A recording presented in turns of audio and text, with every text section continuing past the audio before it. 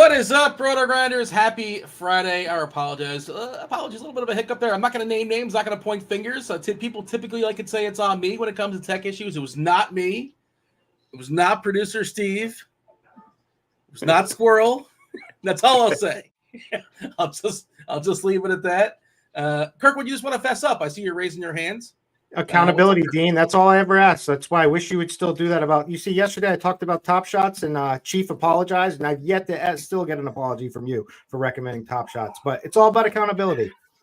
I've apologized several times. I want to apologize to myself because they cost me some American dollars. Does anyone know if they're back up? Because I don't even, because the site that I used to go to check the value, it's not even a site anymore.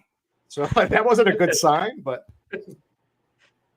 I think it's still a thing. I think they're still in beta. The year is 2037. Top Shots is still in beta. I'm pretty sure they're still in beta. Phil in chat. What's up, Phil? What's up, chat? Hit that like button. Do subscribe, turn on those notifications. Phil is saying to hit that like button so we get more than one free giveaway today. Yeah, so what we were supposed to do is we were supposed to give away on Fridays going forward. We're giving away one piece of content on the RG site. And today's piece of content will be the Lineup HQ tool, which is really, really useful. Producer Steve is showing that off at all times. There's lots of things. Basically, it's all you need, essentially, to make lineups. But because of a tech issue, I guess it was too tricky to figure out how to make it free for everybody. We're going to shoot for next Friday. But today, we are going to spin the wheel. We're going to spin the wheel one time at least, possibly two times, depending on how many times you hit that like button. And how do you get your name on that wheel? And you get your name on the wheel. But what is the wheel? This is the first time hearing the wheel. We talk about it all the time, but maybe somebody's new, I'm sure. NBA DFS, March 15. I'll try this for the first time ever. Sure, why not? So you go ahead in the live stream chat on the RotoGrinders Discord channel, rotogrinders.com/Discord. Go into the live stream chat channel. Producer Steve's going to throw a post in there. I believe it's already posted. I imagine he's already on top of it. If not, it's going to be up there in a second. Just click that avatar. You'll make yourself eligible. He's going to take your name, throw it on a wheel. We're going to spin that wheel at 6 o'clock. We'll get one winner, possibly two winners. And speaking of winners, Brandon Wilcox yesterday, shout out to Brandon in chat, took me down yesterday. He's singing "We Are the Champions," firing up the Queen. We had a head-to-head contest, and I'm not making excuses, but I may have forgot to make my lineup until 9:30, and I just said, oh boy, I got to put only guys from 10 o'clock in. And he had an awesome lineup as is. So I got shellacked. But congratulations to Brandon. Brandon won himself a week free of RG Premium as well. All right. Yeah, so we're back to no late swap on DK. FanDuel dropped the last game.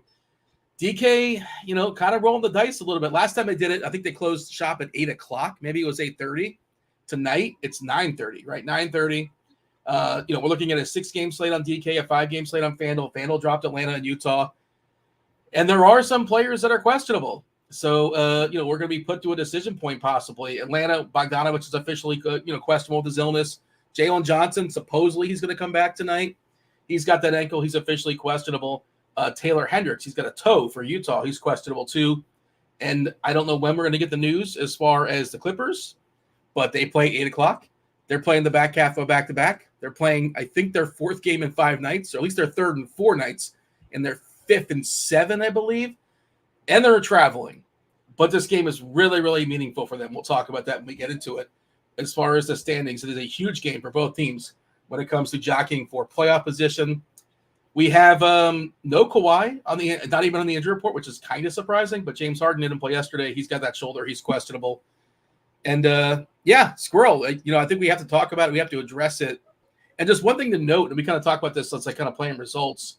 And maybe people will play differently this time. Maybe they won't. But last time, we had it a couple weeks ago, De'Aaron Fox was the late guy who was questionable.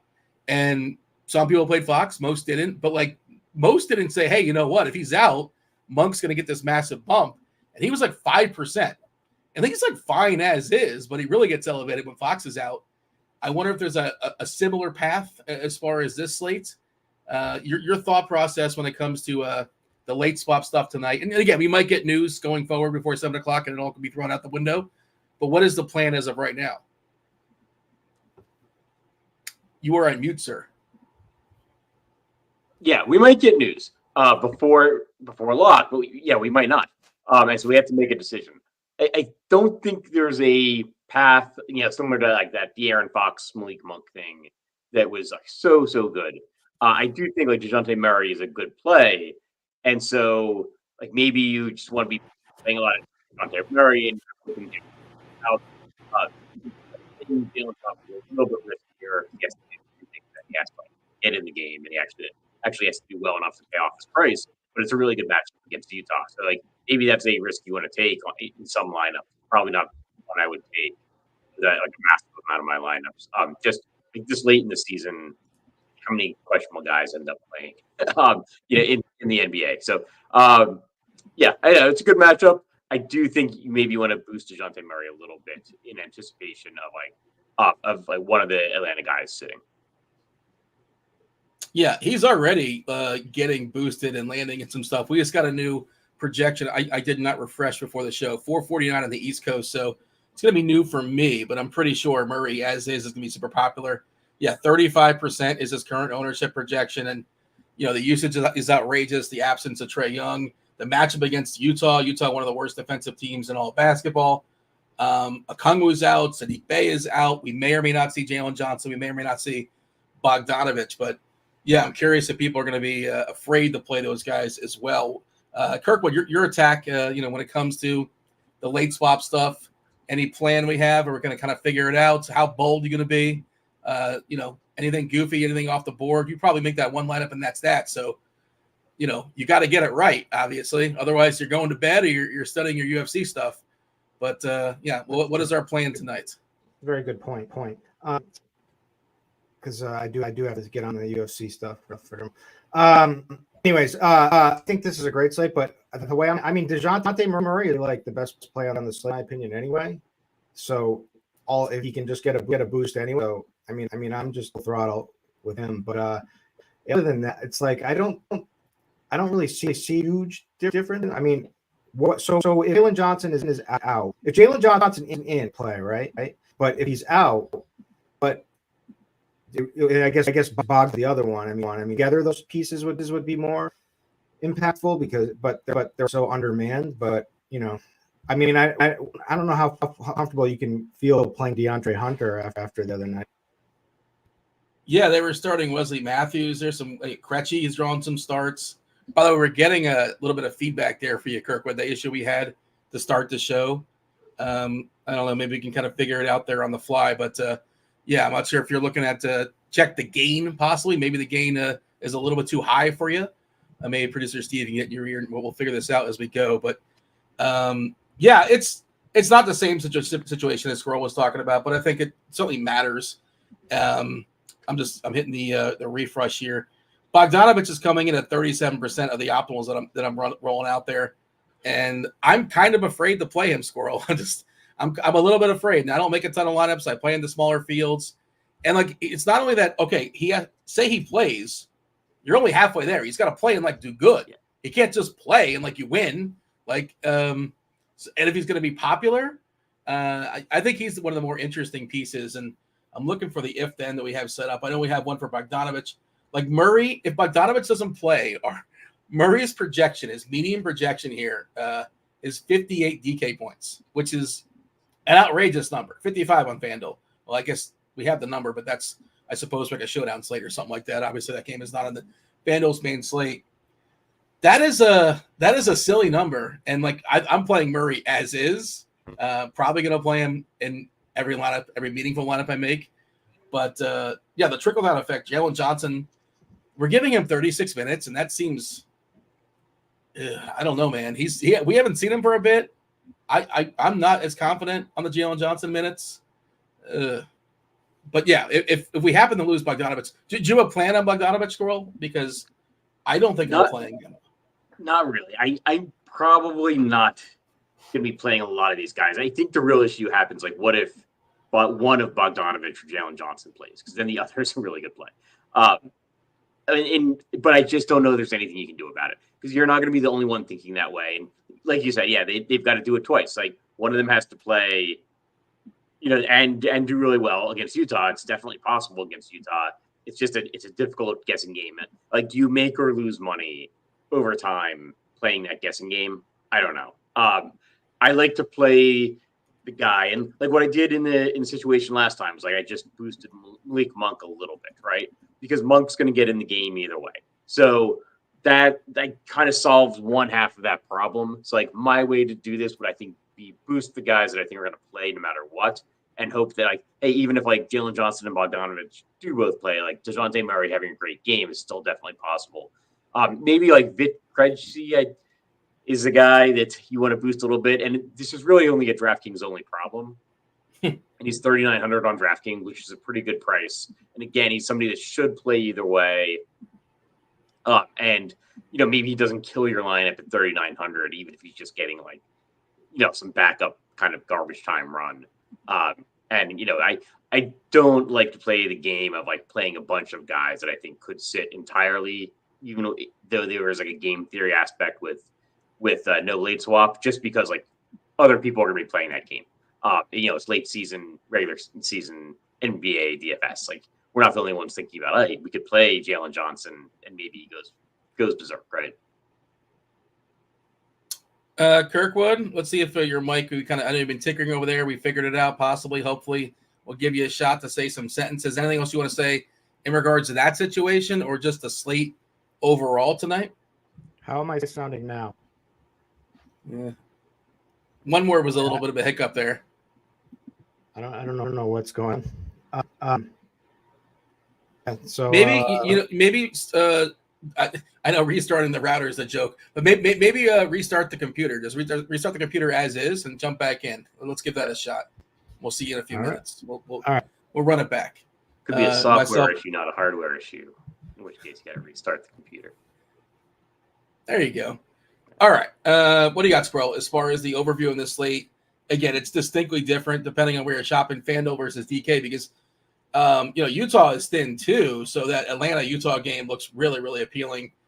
The absence of Markkanen, the absence of Clarkson, Chris Dunn is going to be out as well. Their best defender, so like I don't know who's gonna try to subdue Murray for Atlanta. Hendricks has that toe also. That game is just, I think, the clear best game on the board. I know you read about this in the expert survey. You're talking about how there's really no monster total on this slate. Phoenix and Charlotte under 130. If I'm pulling them up here and on the fly as far as the big picture. So 220 for Phoenix and Charlotte, 216 Miami, Detroit, 219 Clippers, Pelicans, 217 Orlando, Toronto, 223 Denver, San Antonio, 224 Atlanta and Utah. It's the highest total. That also kind of feels a pinch too low. It probably is because they're missing some really good offensive players. So they're expecting a little less efficiency, but we love attacking both those defenses, Atlanta and Utah. But that's why the two sites, it's going to be totally different as far as making lineups. Like Atlanta, would you agree Atlanta, Utah, probably the most appealing game on the board before you bring in ownership and all that kind of stuff? Yeah, I think on DraftKings it is. And so that makes it a difficult situation. Right, because there's no late swap and there are questionable players. But there are some other appealing games. And like I kind of alluded to it in the expert survey, but like scoring is way down since the All-Star break. We're seeing totals in the 240s pretty regularly. Like I remember like slates with multiple games in the 240s. And now, nothing above like 223.5, I think. And these are two of the best teams to target in DFS with Utah and Atlanta, and they're playing each other. And the total is nowhere near as high as it would have been maybe before the All-Star break. But I think that's good. It does bring other games into play, and like San Antonio is a pretty good matchup too. Denver gets to play them. And then the Miami Detroit game has some interesting pieces, and it will have a lot more interesting pieces if Cade Cunningham sits. So that's some injury news we need to wait on as well. Oh, on mute. I'm the only one with audio. All right, 1-1 is the official score now. We have the rubber match the rest of the way, I suppose. I had to catch up, keep this interesting. We still have an hour basically until we yield to Roth and the Taylors. You got Taylor Smith, Taylor, Jonathan, Zwarych. I don't know if it's Jonathan. That feels like the chalk, right? Is that the most popular male name? I don't know. That's what we're going with. Sure. Well, we'll guess the route. Maybe we'll hit it at some point. All right. Yeah. Anything else you got as far as the main slate or the overview, or shall we just knock it out game by game? Yeah. We'll just go game by game. Okay. Very first game we're going to be talking about here is Phoenix. Phoenix is taking on Charlotte. 219.5 is a total. Phoenix 9-point favorite. No. I did bad math there. 10.5-point favorite. I believe Phoenix was on the back half of a back-to-back, if I'm not mistaken. I'm fairly certain they are. And as far as who's in and who's out for Phoenix, well, Phoenix is going to be expecting the the return of Eric Gordon. He's got that knee. He's probable. Okogie's out. Damian Lee is out. Charlotte, it's a big old mess. Well, it's the same old stuff. McGowan's is out. We're never going to see LaMelo Ball the rest of the season, despite the fact they won't tell you that. They could have told you that 2 months ago. They refused to because they're a horrible organization. Okay. How do we feel about Phoenix versus Charlotte? What's jumping out for you? Yeah, so I think actually really on both sites, this is the game I'm most likely to forget is on the slate, which I actually did. It's probably not, just not a lot of appealing pieces. Everything's like priced for the current injury situation on both teams. So unless we get like dramatic news before 7:00, this will probably be the game I'm playing the least amount of. The one guy I like is probably Yusuf Nurkic on Phoenix, just targeting centers against Charlotte. They allow the third most rebounds in the league, I think. I think about 8th in points in the paint allowed. Like Nurkic. There are some cheaper Charlotte guys are a little bit better on FanDuel. That might just be because there's one less game on FanDuel. But the point guard for Charlotte has been underpriced on FanDuel for a while now, whether it's Micic or Trey Mann. And you can play some Brandon Miller as well, but again, he's kind of appropriately priced. It's not a fantastic matchup. So don't love a whole lot from this game. The chat now has just been inspired to try to guess TJ, his name. And we know the T. We know the T is Taylor, but they still insist on saying it's tomato juice. Producer Steve has an interesting suggestion in the chat as well. No, the T is Taylor. We're giving that to you. James, it's probably not Juice. Jimmy, it could be Jimmy. It could be Jerry. It could be Joker. Well, there you go. You think it's Taylor, Jugs, Zwarych? Yeah. Is my mic a little better now or no?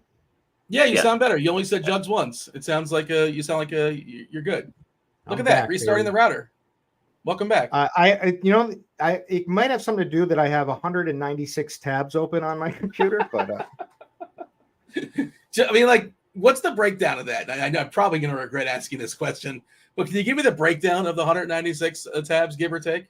Well, it's actually not every specific one, but it's each one is by sport. So I have one for NFL, and I just never close out. I have the MLB one, I have the NBA one. UFC one, so it's I have all those tabs. I could copy, bookmark the sites and get rid of them, but I just haven't. I'm just too lazy to do that. Yeah, you have MLB tabs open right now. Are you grinding the best ball MLB? Are you also in the? Yeah, I've been doing a lot of science, a lot of data. With the new weather sims, the dew point simulation model that I've been hoping to launch for this season. So yeah, I got a lot of. Spoiler alert: it's not going to get launched this season. What happens first? Top Shots is out of beta, or you actually finally launch your weather model? We're gonna kill Top Shots. All right. Let's see. As far as I wanted to ask, did Kirkwood kind of disappear on me? I saw his picture just kind of went away for a second, but I think it was just him shuffling around. Kirkwood, we're jumping on and we're talking about Phoenix and Charlotte. Did you have thoughts as far as this game? Yeah, I guess it's not the most appealing game. It is. I heard what Scroll was saying. I agree. I like Nurkic probably the best. And I kind of like Bradley Beal a little bit, just because from a matchup standpoint, he's going to get the weakest people guarding him, because Brandon Miller will probably be on Booker and Bridges on KD. So it could be a game for him, but again, this isn't the greatest game environment. But Nurkic would be my guy, especially, he could get a lot of blocks in this matchup, a lot of rebounds. They don't rebound well, a lot of putbacks. Cunningham is in, by the way. He didn't play the last quarter and a half last game, which was really, really weird. If you had some props on him, you were upset. If you had some overs on him, you were upset. If you had him in DFS, you're upset because he was pacing really, really well, but he just did not play definitely the last fourth quarter, maybe the last few minutes or so of the third quarter as well. Oh, shout out to Michael A. Taylor. Speaking of baseball, just signed a 1-year, $4 million deal with the Pirates in before he gets traded at the trade deadline to I don't know, the Mariners or something like that. All right. Your favorite player on Phoenix, you're kind of running them through there, Squirrel. Was it Nurkic? My only thought about Nurkic is I'm a little bit afraid this game can go small. And Charlotte, sometimes Richards disappears. Sometimes he doesn't close. And that Nurkic should close, but it's not a guarantee. We saw the other day where it was Eubanks closing. That was maybe an anomaly. I don't know. But just sort of throwing it out there. But your favorite play on Phoenix, or do you have a definitive answer as far as Booker versus Durant? It's got a 1 and 1A, obviously. You got to pay for them both. They're both going to be really low owns. Final thoughts there, Squirrel, as far as Phoenix. Anything you got as far as Charlotte before we move on? I like Nurkic. In terms of Durant versus Booker, I'd probably go Durant, but I don't feel strongly. Several people in the chat are talking about Grayson Allen. I feel like his price is still a tick too high at this point. Best three-point shooter in the league. Is he percentage-wise right now? He might be.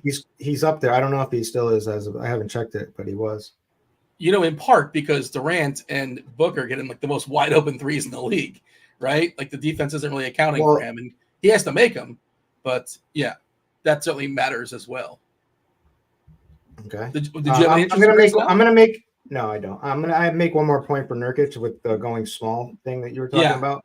Do you think anyone first of all, Charlotte's playing extremely slow ever since without LaMelo Ball. Do you think that even if they go small, they're going to take Nurkic off? I think they'll just pound Nurkic down low even more. Well, the only thing is, I would probably think that it was not last game, but the previous game is where they did not close with Nurkic. So they've shown that they're willing to not close with him. So, but we saw yesterday, his ceiling is pretty spectacular when he gets some minutes. And I think whatever minutes he gets, he's going to be great, point per minute. If he plays 32, he should be awesome here. All right, we should move on, though. Next game is Miami Heat. Taking on the Pistons, 216.5 is the total. Miami is an 8-point favorite, despite being, pretty bad lately. Bam should be good to go with his back. Hero is still out with that foot. K-Love is going to be out for at least 10 more days or 10 more games, out for a while.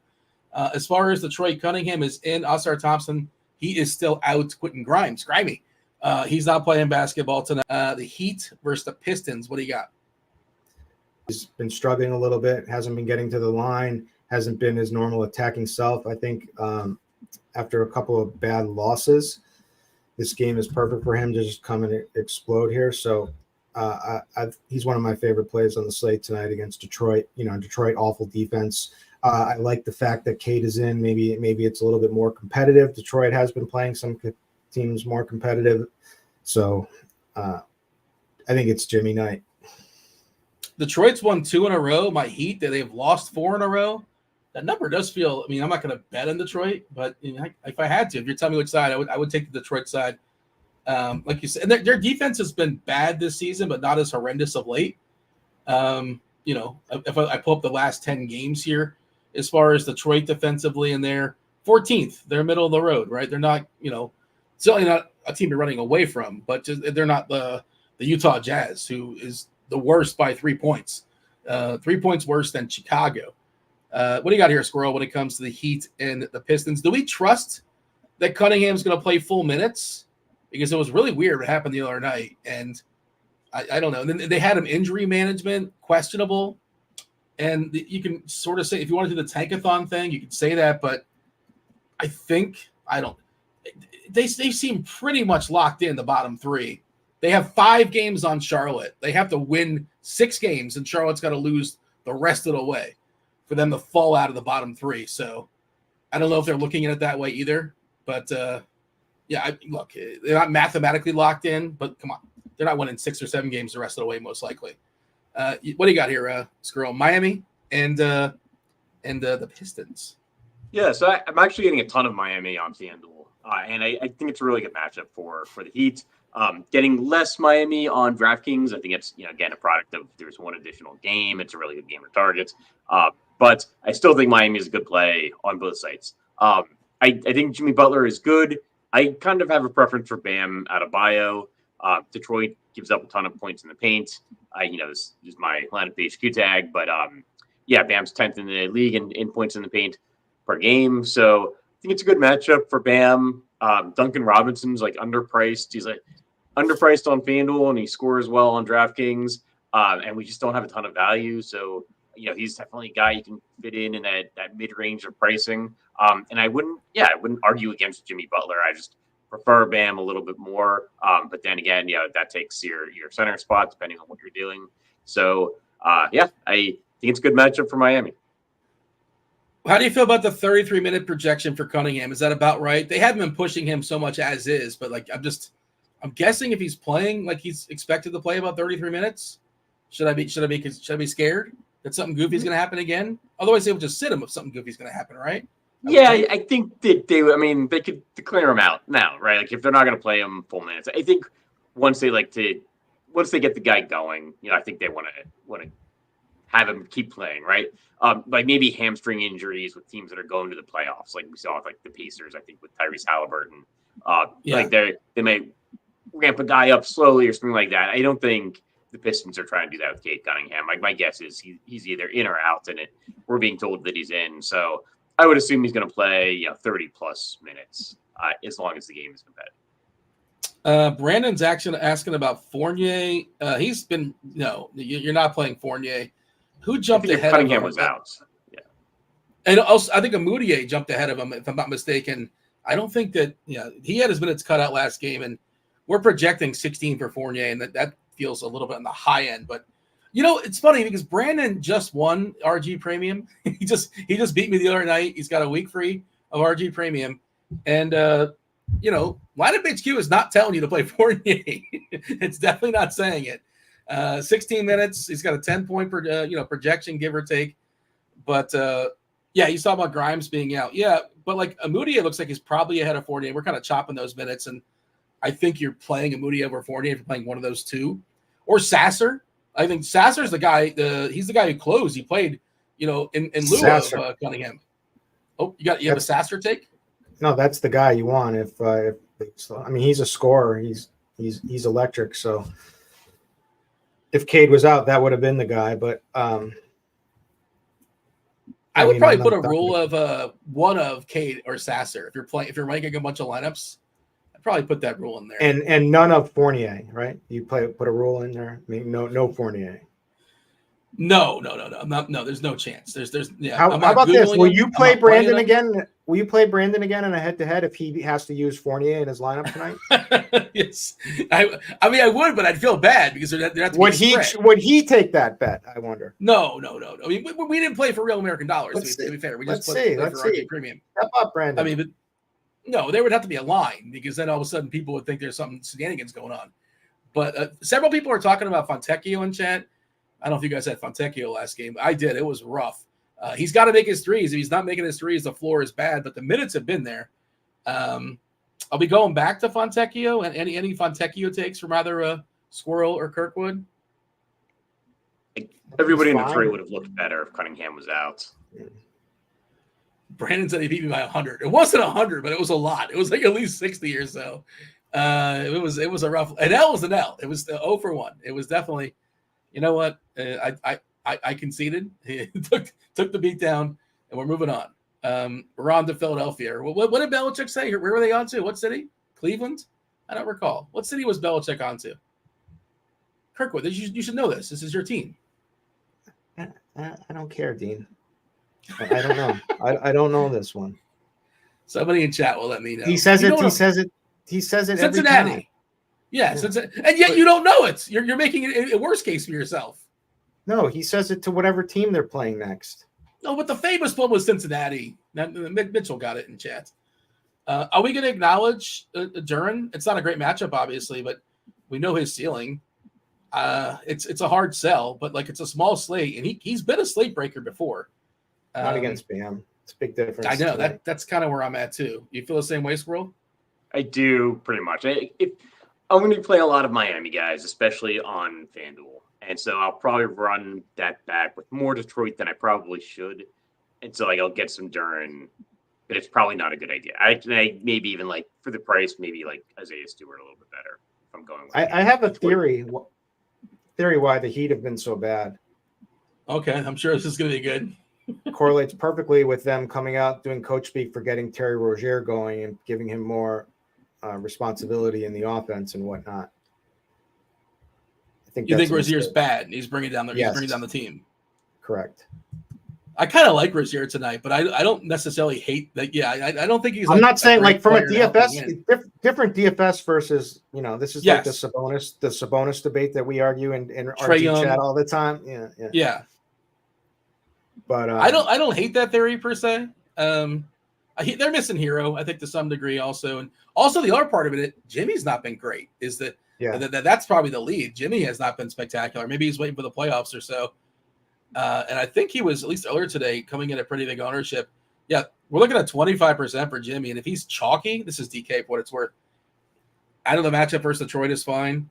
He's just not been spectacular. Rozier getting 21%. He hasn't been attacking the basket. He hasn't been attacking the basket and getting free throws. So I think that's part of like laying off and letting Terry Rozier go. So I'm thinking that maybe they turn that back, give him the switch, Jimmy Butler night, or Bam. I like Squirrel's call with Bam too. Are you gonna play? Are you gonna have your lineups with Butler and Bam, Squirrel? I probably will. I don't know if that's a great idea, but I probably will. I think it's a good matchup. Yeah, why not?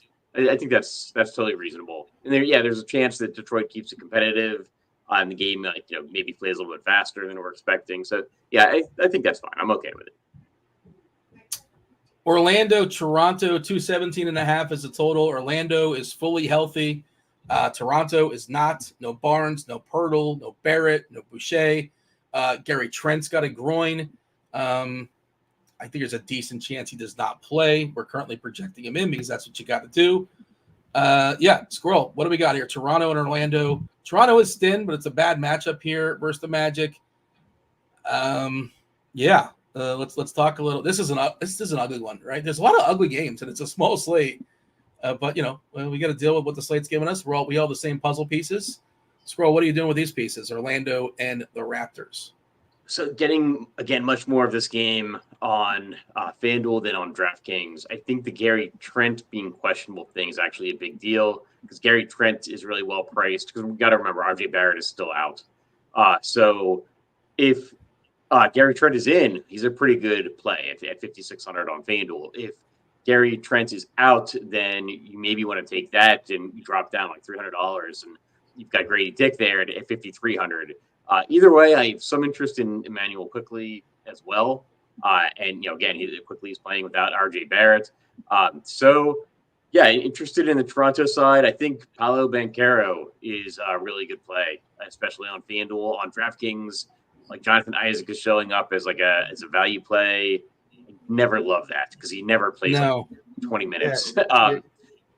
So I'd maybe rather play like Wendell Carter at 5,500 on DraftKings is pretty well priced. So that would be the Orlando guy I'm interested in DK. So we have an if-then as far as Trent. If Trent doesn't go, Quickly would have a 45-point DK projection. He's currently got like 42, so he already looks pretty good. He's priced pretty well, though, at 8.6K, so he's not necessarily a value, but he would become a DK value play. If we lose Trent, even more shots, even more usage coming the way of Quickly. Kelly O would not be a positive value because Olynyk is priced up pretty high, 7K on DK, center and center only. Even still, again, the rest of the team, they would not be considered DK values or even FanDuel values. The only FanDuel value would be Quickly. But like you could play Brown, you could play Dick, you could throw darts at like Porter or something like that. But none of that feels very comfortable, even if Trent is out, and that's also on FanDuel. I guess Kelly O and Brown a little bit more in play as we're all kind of laid out. What do you have here, Kirkwood? Do you agree with me that Trent's not going to play? It doesn't. Why? They're going nowhere. There's no reason to push them. He's a veteran. Give Dick more minutes. I don't have a take there. That's okay. My take. I have either way. I'm not sure. he is showing up as a good value everywhere if he does play because he gets a bunch of minutes. He's going to shoot threes and maybe he'll get some steals.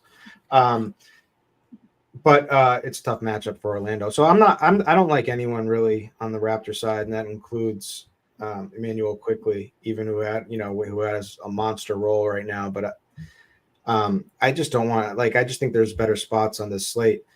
The Magic slow and play great defense and are crush on the boards. I do like I like Squirrels Call Banchero, but I also could be Franz Wagner as well. I think one of those two is going to go off tonight. And so I'm totally fine playing one of those guys in any lineup, and I don't think you need a run back or anything like that.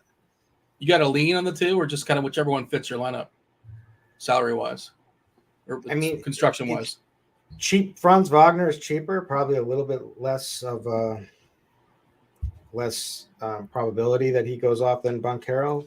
Banchero can do more stuff and take advantage of more, but you got to pay for it. So I think it's pretty close, but I'll side with Banchero.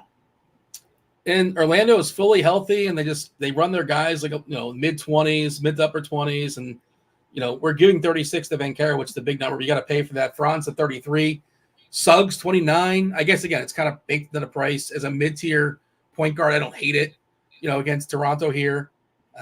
Gary Harris is never a fun roster, and I'm just no chance I'm playing Gary Harris. We're expecting him to play 27 minutes. Ownership wise, 16% to Banchero, 13% to Suggs. Franz only getting 7. So, I think if I'm perfectly fine stepping down from Banchero if I don't have the money for it. I'm also perfectly fine not playing anybody in this game. I think Toronto's really going to struggle offensively here versus Orlando, but of course, quickly could drop 30 and 15. Final word here when it comes to Orlando, Toronto, Squirrel, you got it. Yeah, I think it's more relevant on FanDuel, and I think you got to watch the Gary Trent thing, but it's an easy thing to think about because you would just drop down to Grady Dick. So they're talking about Dante Exum in chat. He got some foul trouble yesterday. He almost got concussed. He had to go to the locker room. He banged his head on the floor, and he also did not close. Hardaway was closing, and DJJ was closing. I guess he started, but he wasn't a guarantee close. Did not work out if you played Exum.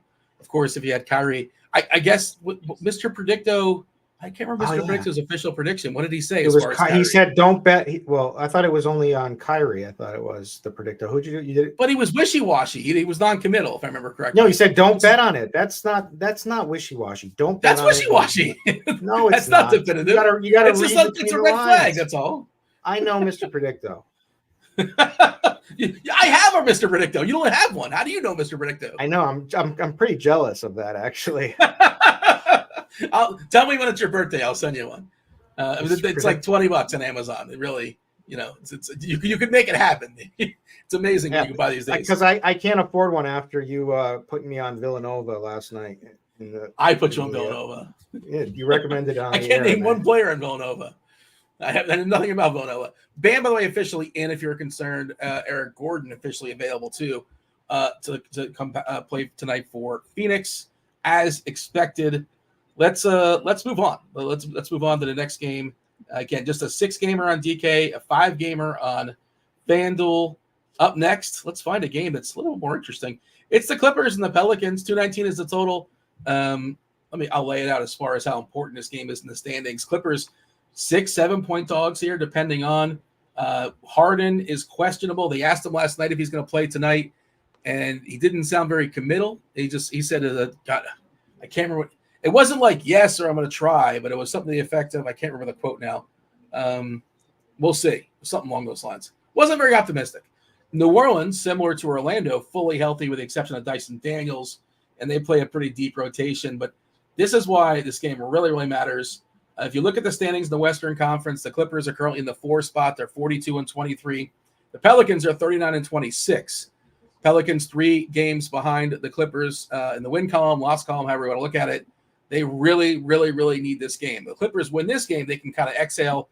They would have 4 games on the next team below them. New Orleans would really tighten this up. So both teams, I think, are going to play, especially New Orleans. I think we're going to get as tight a minutes you're going to get on guys like Zion, on guys like Ingram. The Clippers stuff, it's just a matter of who's healthy. And the tricky thing with them, though, is that They're on the back half of a back-to-back. They're traveling. This is the 5th game in 7 nights, the 3rd and 4. I think it's 3rd and 4. They've been playing a lot. So they're tired and possibly injured. How much of that stuff matters to you, Squirrel? Like, I don't know if projections fully capture that, but I just think there's a chance we get, the most minutes you're going to see for Zion, maybe an extra minute or two, which doesn't sound like a lot, but it certainly matters in projections. Or am I just like putting too much on this? It's also a smaller slate. So the smaller the slate, the more I'm going to magnify stuff like this. What's your thoughts? Yeah. So it's New Orleans. It's played. Right now it's Clippers, right? That have been playing. They've been playing a ton. Yeah. Yeah. So it does impacts like James Harden's questionable. And I actually think that's a really big thing if we don't get word on it by the time the slate locks, because Bones Highland put up like 50 points yesterday, like 50 fantasy points, and his price hasn't moved. So that's actually a situation where like both FanDuel and DraftKings maybe bumping up Bones Highland to like the most you could possibly get off the bench, which is 20 something, and that makes him show up in a bunch of lineups. So this is maybe news that I'm hoping we don't even get before lock, because I do think maybe James Harden is a little bit less likely to play, because I just remember there was some talk about they wanted to limit his minutes a little bit going into the playoffs, and then next thing you know he's like questionable with an injury and then didn't play. So now, he's questionable with the same injury. So I think there's a decent chance that he sits. I think it's at least like 50-50. So I'd rather bump up Bones Highland again, because he's going to play no matter what. And maybe he's a guy that as the team is wearing down, they want to get him some more minutes no matter what. So maybe Harden is playing, but his minutes are a little bit limited. So yeah, I like Bones Highland here. I think he's not showing up for a ton of ownership right now. But I will just bump up his projection as, so he's playing a great game off of the bench, and then just hope that Harden is out if we don't get word before lock. Yeah, put a rule in, right? One of Bones and Harden. I think that's pretty clear, right? If you're going to take some shots on Harden, if you're willing to get that 0. I don't think you play them both in the same lineup, though.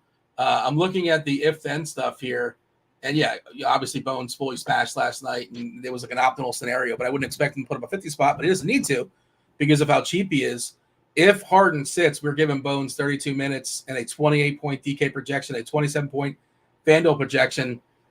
But as things are right now, we're giving him 14 minutes and a 13-point median projection. And if you're just running optimals without adding any bells and whistles, you're just not going to get him. And I think that's part of the edge of this slate. Is just bet if we don't get news. Obviously, if we get news on Harden at 6:30 that he's in or out, throw this conversation out the window. But if we don't, absolutely, I think it's worth a shot. I'm playing some Bones, and you have an outside shot to still kind of sort of eke your way there. It's unlikely that he's going to help you really, but it's how much does he hurt you if Harden happens to be in? But just an interesting route in tournaments, and I'm curious what his ownership will be if we have no news. What do you have here, Kirkwood, when it comes to the Clippers and the Pels, and your thoughts on this Harden Bones situation? Yeah, there's got to be some pivots you can still do, because it's not like it's the last game of the night. There's no late swap on DraftKings. Oh, that's right, I forgot. But yeah, I forgot. Good point. Sorry. Yeah, then go for Bones. I mean, you saw what he can do. He's not afraid to shoot. Sometimes he's so bad. I do kind of worry about the back-to-back and coming off of the game last night. But like Squirrel said, they didn't adjust the price at all. He's going to have a massive role if Harden's out. Harden's the fact that he was non-committal to playing tonight tells you a lot, because he's like an Iron Man. He's always been like an Iron Man throughout his career.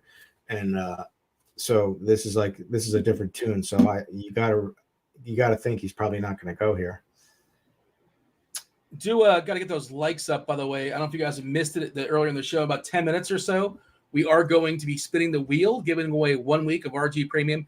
And if we get enough likes, it'll producer Steve's discretion.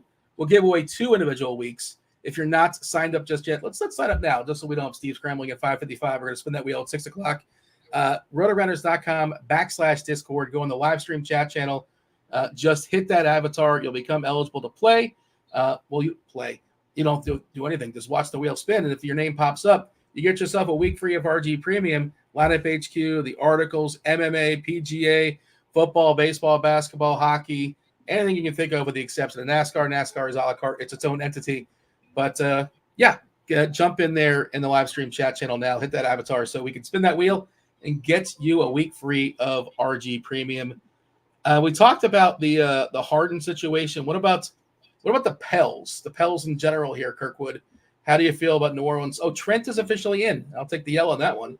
I thought he was not going to play, but okay, Trent in. Thank you for that, Brandon in chat. Go for it, Kirkwood. I like Zion. Zion's he's been smashing. He's been playing, he's 35 plus minutes in each of the last 3 games. He's up to at least 36% usage in the last one against Cleveland. Before that, he was in the 25 to 26 range. But regardless, he's doing a lot on the defensive end, and that's what you want to see too as well with him. I've watched several of his games. He looks, he doesn't look like he's being lazy. Like he can be He's lazy aggressive now. Yeah, he's definitely aggressive, going for it, and that's all you want to see. So I think he's ramping up into playoff mode already. Like that's like kind of the thing. Like he's turning on, flipping the switch here. So I think you got to keep playing him at this price, and the fact that it's a big game, like you said. Jump in here, Squirrel. Yeah, sorry, on the New Orleans side? Yeah, go for it. Yeah, so I think Zion Williamson is definitely in play. He's my favorite guy on the Pelicans side. I think the big key for this game is Bones Highland. And so that's going to give you, if you're able to play Bones and get like full starters minutes, that's giving you the salary you need to pay up for guys for like Zion. And so, I don't mind that on the opposite side as a run back. I guess we should actually, probably be giving a bump to Kawhi and Paul George, but just not as much as yeah. Like, he's the guy that's really underpriced if he's starting. That's a good call. I like that. I think that's one of the keys to the slate. And again, it cannot work. It's certainly possible it doesn't work in your favor. It blows up in your face, and you still have outs. Like you're still fine if you're stuck with Kawhi. It should be okay. Were you surprised, Squirrel, that he was not on the injury report? I was shocked he played yesterday. I thought they would save him for today. But I guess he's fine. It was such a weird scene the way he left the game. But it did, my back does that sometimes, right? Like it is totally gone for the rest of the day, and then you just sleep and you wake up and you're fine. So I didn't know what to make of the situation, like when he was walking out of the stadium and stuff early. But I thought it was possible that he was just absolutely fine. Sometimes there's just other stuff going on too that we just don't never end up. I love the double down comparison on the Squirrel to Kevin to Kawhi Leonard with the back issues. Yeah, so sometimes you're questionable. Sometimes you got to leave the game. Questionable to return. You just can't make it back out. Similar athletes. Yeah, that's what I was saying. Both at the top of their. They're just like us, athletes. All right. Anything else we should say as far as this game? I think it's really, really important. As far as guessing, if we don't have news, I think is what are the advantages, and it could blow up in your face. But if you're running out a bunch of lineups, play different routes. Did you give anything off the board? Anything else we should sort of mention here? McCollum, we talked about Zion being spectacular. McCollum's really fallen back. I know he's cheaper these days, but his responsibility, he seems to be the clear third guy now in New Orleans, behind Zion, behind Ingram. Anything? Is this game in danger of going small? Clippers like to go small. I haven't really got to that as far as the centers. I don't really know what to do with Jonas and Zubac. Do we have an official take here as far as the centers here, Squirrel? I don't have a take on the center. It actually just reminded me about Jose Alvarado. He's only 3,400 on DraftKings. I think 4,000 on FanDuel, and he's a guy that if he gets one of those 3-4 steals games on FanDuel, that's there's not a lot of value out there right now. And so that's maybe relevant, and maybe it's a little bit of a better matchup for him if he's going against Bones Highland. I guess James Harden's probably not going to lock him down on defense either. But regardless, I think Jose Alvarado, if you're looking for a cheapie, is definitely in play. All right. We shall move on. 2 more games. 1 more game on the FanDuel slate. 2 more games on the DK slate. Reminder, DK, if you're not aware at this point, they are doing a no late swap. So 7 o'clock, everything is locked. So that's why we're talking that strategy. All right. We should, in about 5 minutes or so, we're going to go ahead and spin that wheel. Let's first talk about Denver and San Antonio, 223. That is the total. Denver, pretty big favorite here, 11-point favorite at the Spurs. Joker versus Wemby, fun matchup for sure. Denver fully healthy. San Antonio fully healthy, or as healthy as they're going to be. Keldon Johnson, he's off the injury report. He had that illness. Jetty Osman's done for the season. Charles Bassey, the big man, he's done as well. Yeah, so raw points-wise, some interesting plays here. Wemby, Joker. I think Jamal Murray is very much in play as well. Squirrel, I'll throw this one to you first. Your thoughts when it comes to Denver and the Spurs? I want to get to this game so badly, but it's just every place I turn, there's like some reason not to get to the game. I do have Jokic tagged. I want to be over the field on Jokic. The problem is I just like Bam a little bit better on FanDuel for the price, and you can only play one of them. But that does mean I kind of want to be over the field, especially on DraftKings on Jokic, where you can play two centers. It's really tough, and your squads are going to look a little bit ugly. If you're playing Jokic because he's expensive and there's not a lot of value, I don't mind forcing it in, just in a multi-entry setting, like just changing the value pieces that I'm using, like the thinner value pieces that I'm using, just because like Jokic can absolutely get there against a bad defensive San Antonio team. Wembanyama, again, is a guy that I want to be playing more of. It's just tough to get there. His price is increasing. Like, this is a pretty bad matchup against Denver. So I think I put him as the guy I'm most afraid of being under the field on. I don't think he's going to see a bunch of ownership. It's just he can absolutely break a slate, and I'm probably not going to have a lot of them. And then, I don't mind like Jamal Murray either. It's just, again, at the point guard position, there's maybe some value plays that I like.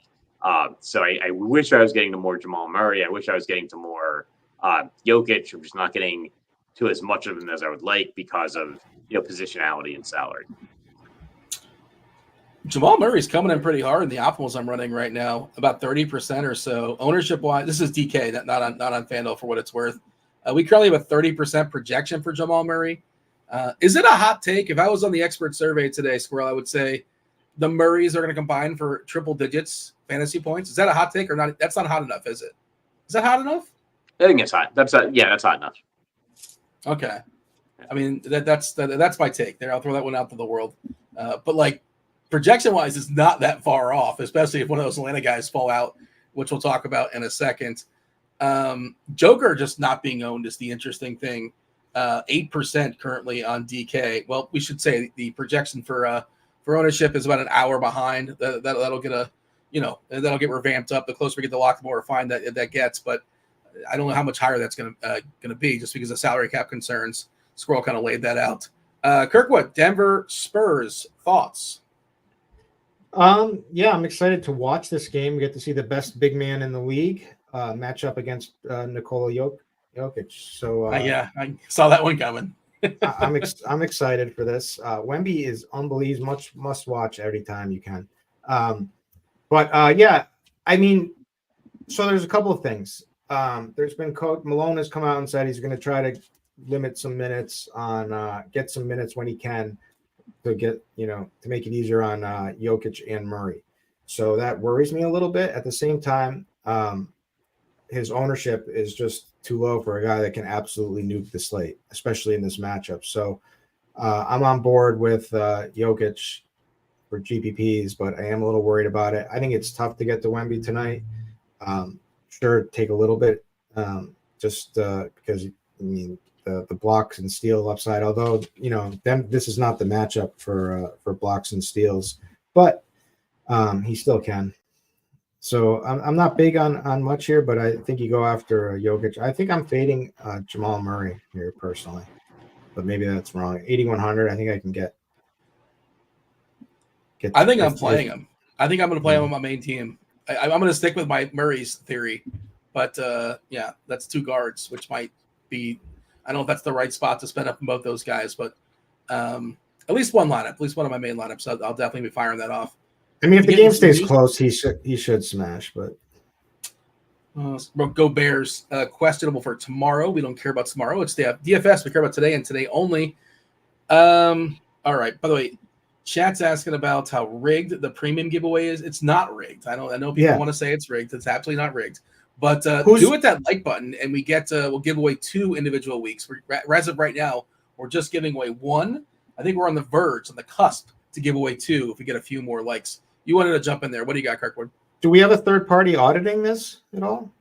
Ernst and Young, they're hanging out. You know, they're expensive, but it's worth it because they're fully accurate. Okay. Just wanted to check, make sure. I don't know. I think producer Steve's all over it. You trust producer Steve, right? Yeah, absolutely. The guy who bets all night long on Twitter and tilts. Yeah, that's my kind of guy. It is. He is. So we're totally trustworthy. We're totally trustworthy. Let's bring in producer Steve because he's going to be spinning the wheel. Everything's on the up and up. Have we fully compiled all the names? I know a lot of people were scrambling and coming in late there.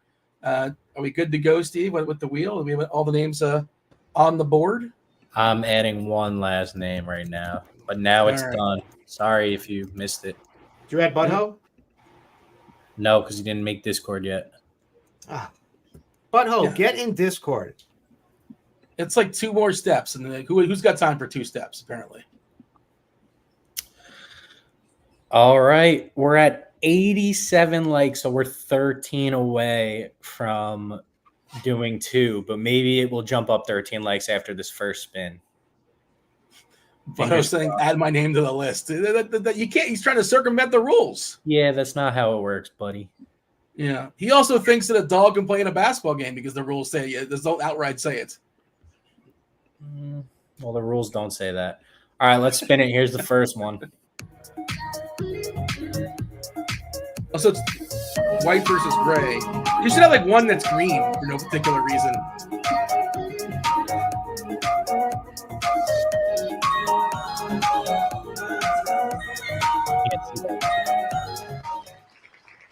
I'm pretty sure this is the guy who beat you last night. This is the guy who beat me, but you know what? This guy is running hot. There's no rule that says he can't win. He can't double down. No, there's no rules. There's no rules, but he did say it was rigged. So I don't know. Maybe he shouldn't get it.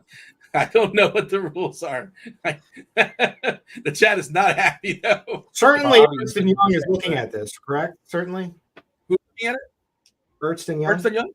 Yeah, they're out golfing, Ernst and Young. They don't care. 6 likes away. I'll give you guys 10 seconds while I remove this name and shuffle it up.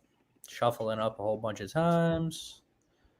You know the biggest scam in roulette is 00. Like somebody said, like we're not winning enough money. Let's add another 0. I think that's like American versus European roulette. One of them doesn't have 00. It's straight up robbery. Let's add one more whammy. All right, we still need 5 likes, but I'm going to spin it anyway because it's Friday. Oh, geez. You know, because I'm a good guy, you know. They haven't learned their lesson though. If we're going to reward them anyway, I trust that we're going to get 5. They're on layaway. All right, here we go.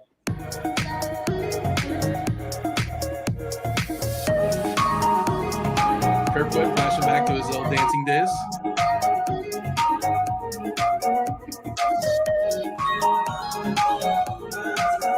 And no way it's the other guy who asked on a scale of 1 to 10 how rigged it was. It really must be. That's amazing. It is. I was on the fence. It's definitely rigged. I gotta find the comment. Let's put it on screen. He said on a scale of 1 to 10, how rigged is it? There it is. Look at that. Yeah, T from Loke. Yeah, that's Jug Nation right there. The way to go. Congratulations. Oh, so you're the one that made this. You pulled some strings. You told. All right, congratulations, guys. I'll tag you in the Discord. Happy Friday. The thing is, Ernst totally on the up and up. Young, he can be paid off. You catch him at the right time. You get him the right, after a couple of beverages. All right. I'm slandering Ernst and Young for no particular reason. Are they still like the optimal? I don't even know. They still like number 1 in their field. I'm sure they're spectacular. I'm just playing around. All right. TJ Zwarych, Taylor Smith, the Taylors, Taylor Smith, what's the J stand for? Taylor Jeremiah. Taylor Jeremiah Zwarych coming in. Also Roth, Kevin Roth coming in about 10 minutes or so. This is the DK game. The FanDuel game. FanDuel's over. Let's talk about Atlanta. What's sure up, it's Kirk? not Theo? I feel like he's a Theo. You think he's a Theo? Theodore. Yeah. No. It's Taylor. We know the T. Definitely. Yes, we definitely know the T is Taylor. Who audited it? It's the Who told J you that's this? up in the air. We're giving you the T. Jones is being thrown out in chat. Taylor Jones Zwarych. Taylor Zwarych. This is also being suggested in chat. Okay. Last game of the slate, the hammer game on DK. Super important. 224 is the total. And it's what, a 3-point line here. Atlanta is a 3-point favorite in Utah. Biggest total on the board, even though it's just 224. We don't know about Bogdanovich. He's currently ill. He's questionable. Jalen Johnson also questionable with his ankle. There was one of the beats suggested he's going to come back tonight, but who knows? It's Atlanta. Sadiq Bey is donezo for the year. Trae Young, he's got that finger, not playing anytime soon. Okongwu, we're not seeing him anytime soon. Utah is tanking, so no Clarkson, no Chris Dunn, no Markkanen. Taylor Hendricks has that toe, so he is questionable. Yeah, so this is the most appealing game on the board. It's a little bit of speculation as well, but DeJounte Murray feels like one of the best plays in the slate. We've kind of hinted on a couple times here, Squirrel. Do we want to start there? Your thoughts as far as Murray and the Hawks? Yeah, I think you got to play a lot of DeJounte Murray. Just the uncertainty. Like he projects well as is. But yeah, if you remove like Jalen Johnson, Bogdanovich, or like in the projections right now, DeJounte Murray is going to look spectacular. So yeah, he's the guy you want to get to. Taylor Horton Tucker at only 3,900. Again, like there's a Utah guy, Taylor Hendricks is questionable as well. So along with the Taylor theme we've got going on, I think that you maybe want to be getting some Taylor Horton Tucker. And then I don't know, there's a bunch of Utah guys that look pretty good, like Keontae George, Colin Sexton. These are two of the worst defensive teams in the league. So yeah, I mean, this is the game that you want to be really thinking about on DraftKings. It's just difficult because we have some uncertainty with, especially on the Atlanta side with the injury news. But it's a good game to get to, projects well. You don't want to be shy about this one. What is your plan of attack, Kirkwood? And let us know. People in chat are talking about it. Let us know in chat. Who's your favorite contrarian play? Jimmy James is talking about 1% on Wemby. Yeah, I mean, if you're making 100 lineups, like it's not hard to get over in the field on Wemby. He's just not going to get played a ton. I'm curious if the chat's going to fire off some of their favorite tournament plays. Eric is saying Grayson Allen is my guy tonight. I guess that's my favorite contrarian play. I suppose it's a way to route that. But yeah, Kirkwood, do you have a favorite contrarian play? And just let's talk about Atlanta and Utah as well, because it feels like, well, certainly on TK, not on FanDuel, obviously, probably the most appealing game. If not one, it's certainly in the podium and possibly getting a silver. I think I mentioned it's Franz Wagner. It'd be my favorite low-owned play. We talked about that earlier. Definitely like him. I don't see Paul. I mean, is Paul PG-13? Doesn't look like he's getting much ownership. Is that correct? Well, that's the thing, and like you can also bet on much, if Harden's out. I like him either way. I like him either way. He was cooking last night, and they need to get him going. Yeah, we'll get an update of this, but this is as of an hour ago. But yeah, it's not going to be terribly high unless we get news pre-locked that Harden's out. Then it'll get bumped up. Yeah. So those are my two.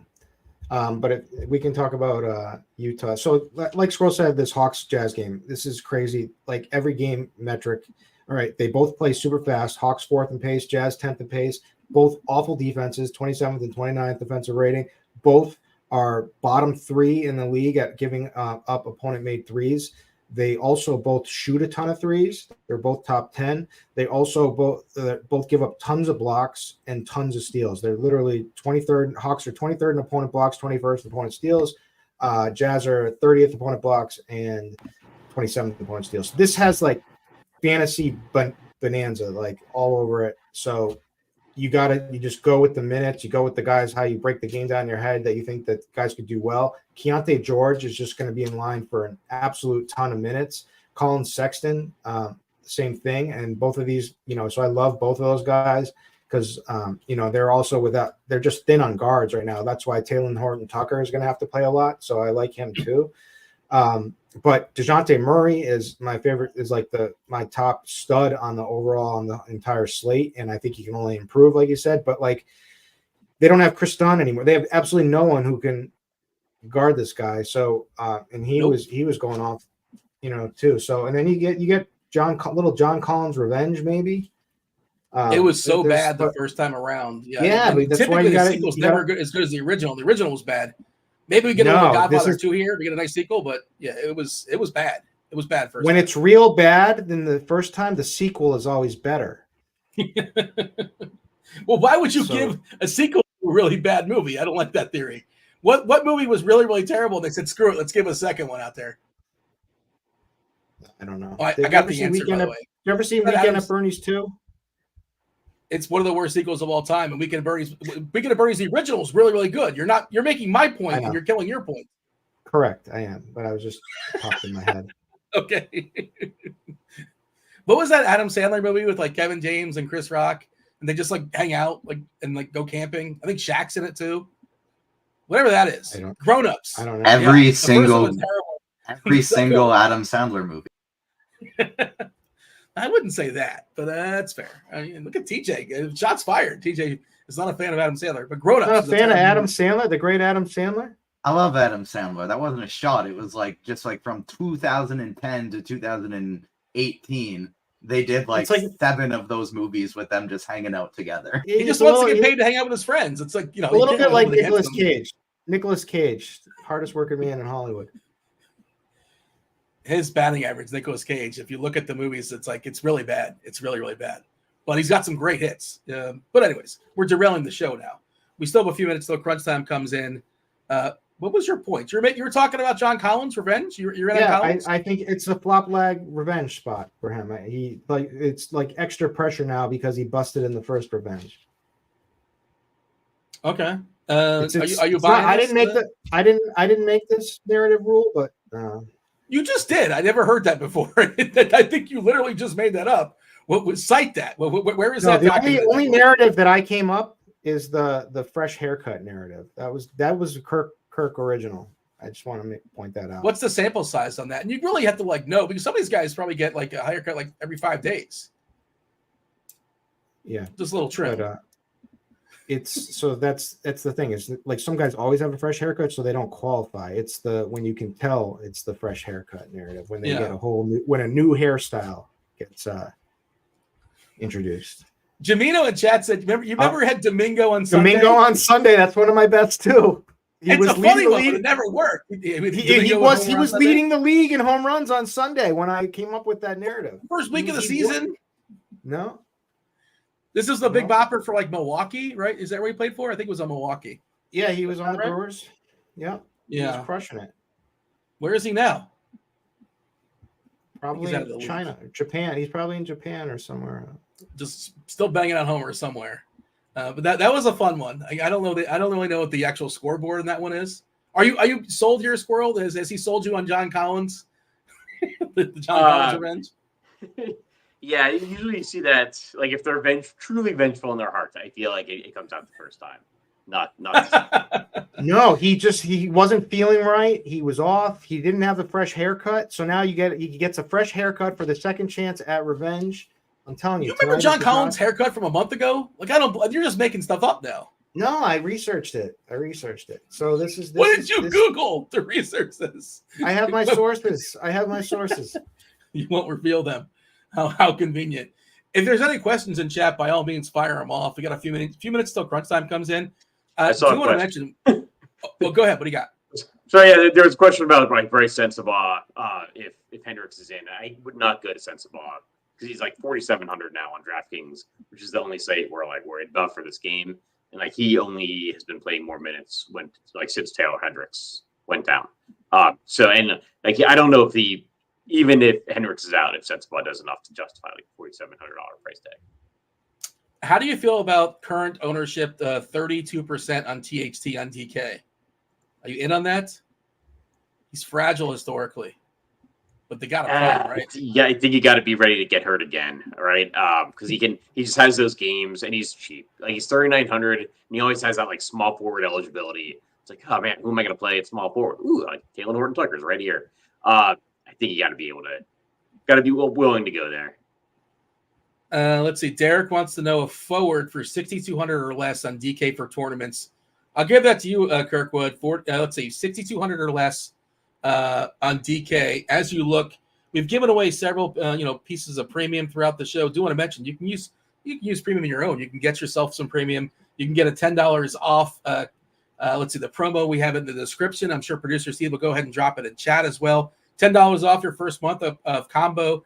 $10 off your first month of scores and odds. That's a promo as well.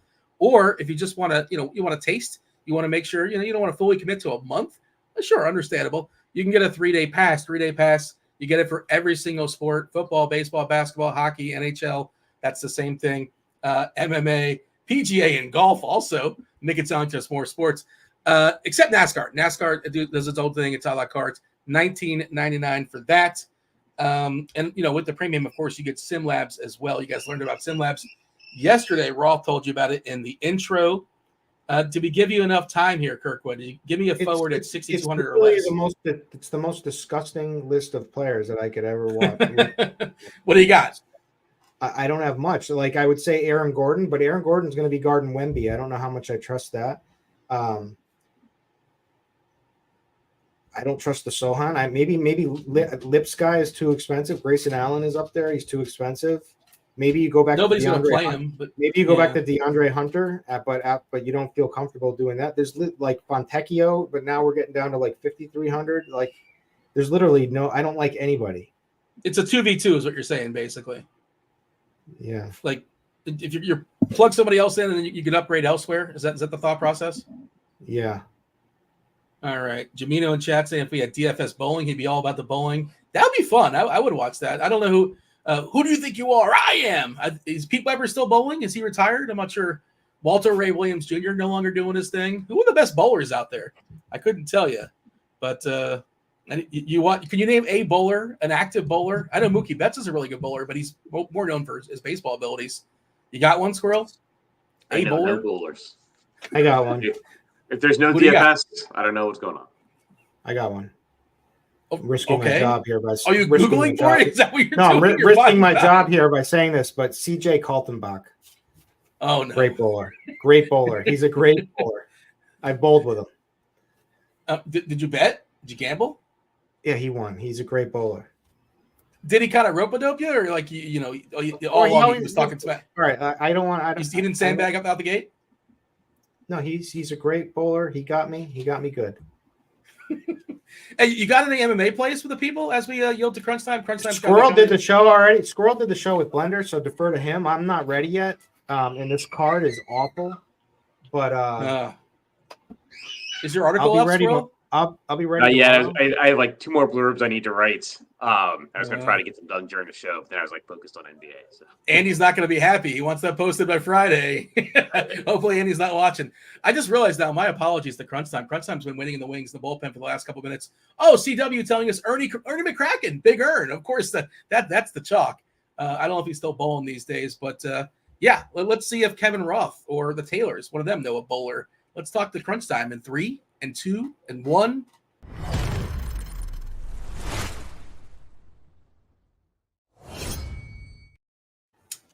All right, Kevin Roth. Hope top shot noise. That's the top shot.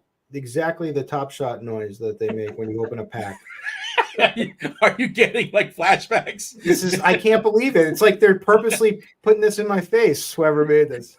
It's a copyright infringement. All right, fair enough. Roth, did we get more than 15 minutes of sleep last night, hopefully? Yeah, I'm doing good. So I Googled best bowler because I remember a dude who did it two-handed, and I thought it was going to be him. And I didn't know this, but apparently bowling must be huge in India because unless maybe these are cricket. Is bowling a thing that they? There's a term. Yeah, they're called bowlers. Yeah, they're called. I was looking at these names and I was like, what? Like every top bowler is Indian, and I was so confused. But it's a cricket thing. Okay, yeah. All right. I take it back. That makes more sense. Roth, you might want to do a quick mic adjustment. You sound like you're underwater or in a deep hallway. I had it like way back here. That's better, right? That's probably. You were in a deep hallway. My bad, guys. That, of course, is Taylor Jeremiah Zwarych. You've said my middle name out loud, introducing me to Crunch Time multiple times. You've gone, we got Taylor James Zwarych, we got Taylor Smith. You've said James on the show. No, he doesn't say James. He says J. He said James before. I'm positive. He goes correct? Taylor J. Zwarych because we don't. I had a guess. See, I will no longer do screen share unless you back me. All right, he said James. You're right. Fair enough. All right. We got to give the people the old feel the plums play before we step aside and get out of here and make way for crunch time. I said the Murrays are going to combine for 100 points, which I don't know if that's ambitious enough, but that's what I'm sticking with. I will yield to Kirkwood first. You kind of threw it out as far as your fringe tournament play or your low-owned tournament play, but now you want to give the people a feel in the plums play. Kirkwood, what do you got? Jimmy Buckets tonight. All right. See it and raise it, Squirrel. So the guys I like on the slate are Bam Adebayo and Nikola Jokic, but the feeling it like in my plums guy that I think is truly going to break the slate, Bones Highland. That should we change this to feel it in your plum? Since my friend Colin, it's only right. No. Well, what does Colin have to do with the show? He's got nothing to do with the show. Like I wish him well, but like, what is his relation to crunch time? And RotoGrinders and DFS in general. I think there might be more Collins out there, is what I'm saying. So okay. Shout out to Colin. Everybody has a plum. On behalf of Colin and Kirkwood and Squirrel, we're going to yield to crunch time. You got the Taylors, Taylor James Zwarych, Taylor Smith, and Kevin Roth. Roth, take it away. Good stuff. As always, welcome to it. Hopefully it sounds a little bit better now with the mic actually in front of my face. Ladies and gentlemen, you know the drill. This is crunch time. It is a Friday, and we're feeling good here. We got a nice big slate. TJ, you were hyped about the Bones Highland call. Is that what you got hyped about there? Yeah, I am playing things right now as like there's a very good chance everything I say for the first half of tournament talk is completely irrelevant for the second half of tournament talk if James Harden gets ruled in. But with today being a no late swap day, on Friday, there's no late swap on DraftKings. And so I'm playing as if James Harden is ruled out. And if that's going to be the case, I'll be very, very overweight on some really strong players. If he's in, I will not make money today. And you just kind of have to take that stand in a no late swap thing, right? You just have to say, like, I'm willing to risk it and to make $0. But if this works out my way, you can take down a slate, right? I've been making near $0 almost every time I MME the $4 100K to first contest with like 100K people in it. The amount of times I'm looking at the top 20 and like every single team in the top 20 is only players in my pool.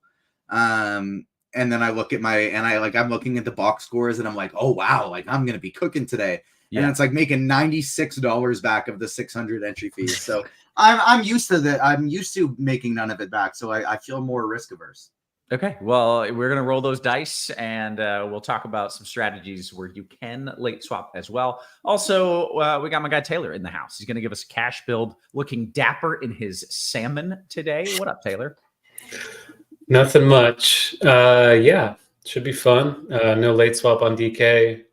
6 games on DK, 5 on FanDuel. FanDuel does have late swap, so you're going to be out there. A ton of news. The hard one's the big one. Excuse me. And there's some Atlanta stuff. And that's the last game of the night, so decent chance we won't have it before lock. Okay. Good to note. One final note here. There's a non-zero chance I get kicked off. There's a hailstorm going over my house right now, so might get booted here from the internet. If I do, I ain't coming back. Even if my internet comes back, I'm going to pretend it didn't. So TJ, you're in charge if I get kicked off, just letting you know. Let's dive into it. We got a whole bunch of people watching and not nearly enough likes. So make sure you hit us with that thumbs up. By the way, it's free content with 2 of the sharpest minds in the biz. We like to start with the cash build and then work our way into GPPs. And Taylor, you are the man with the plan. What do you got? Yeah. So let's take a look. FanDuel point guard. Obviously, a lot of good stuff to look here. First, being on that news with Harden on FanDuel, you can adjust for it. Bones Highland will be the play if he's out.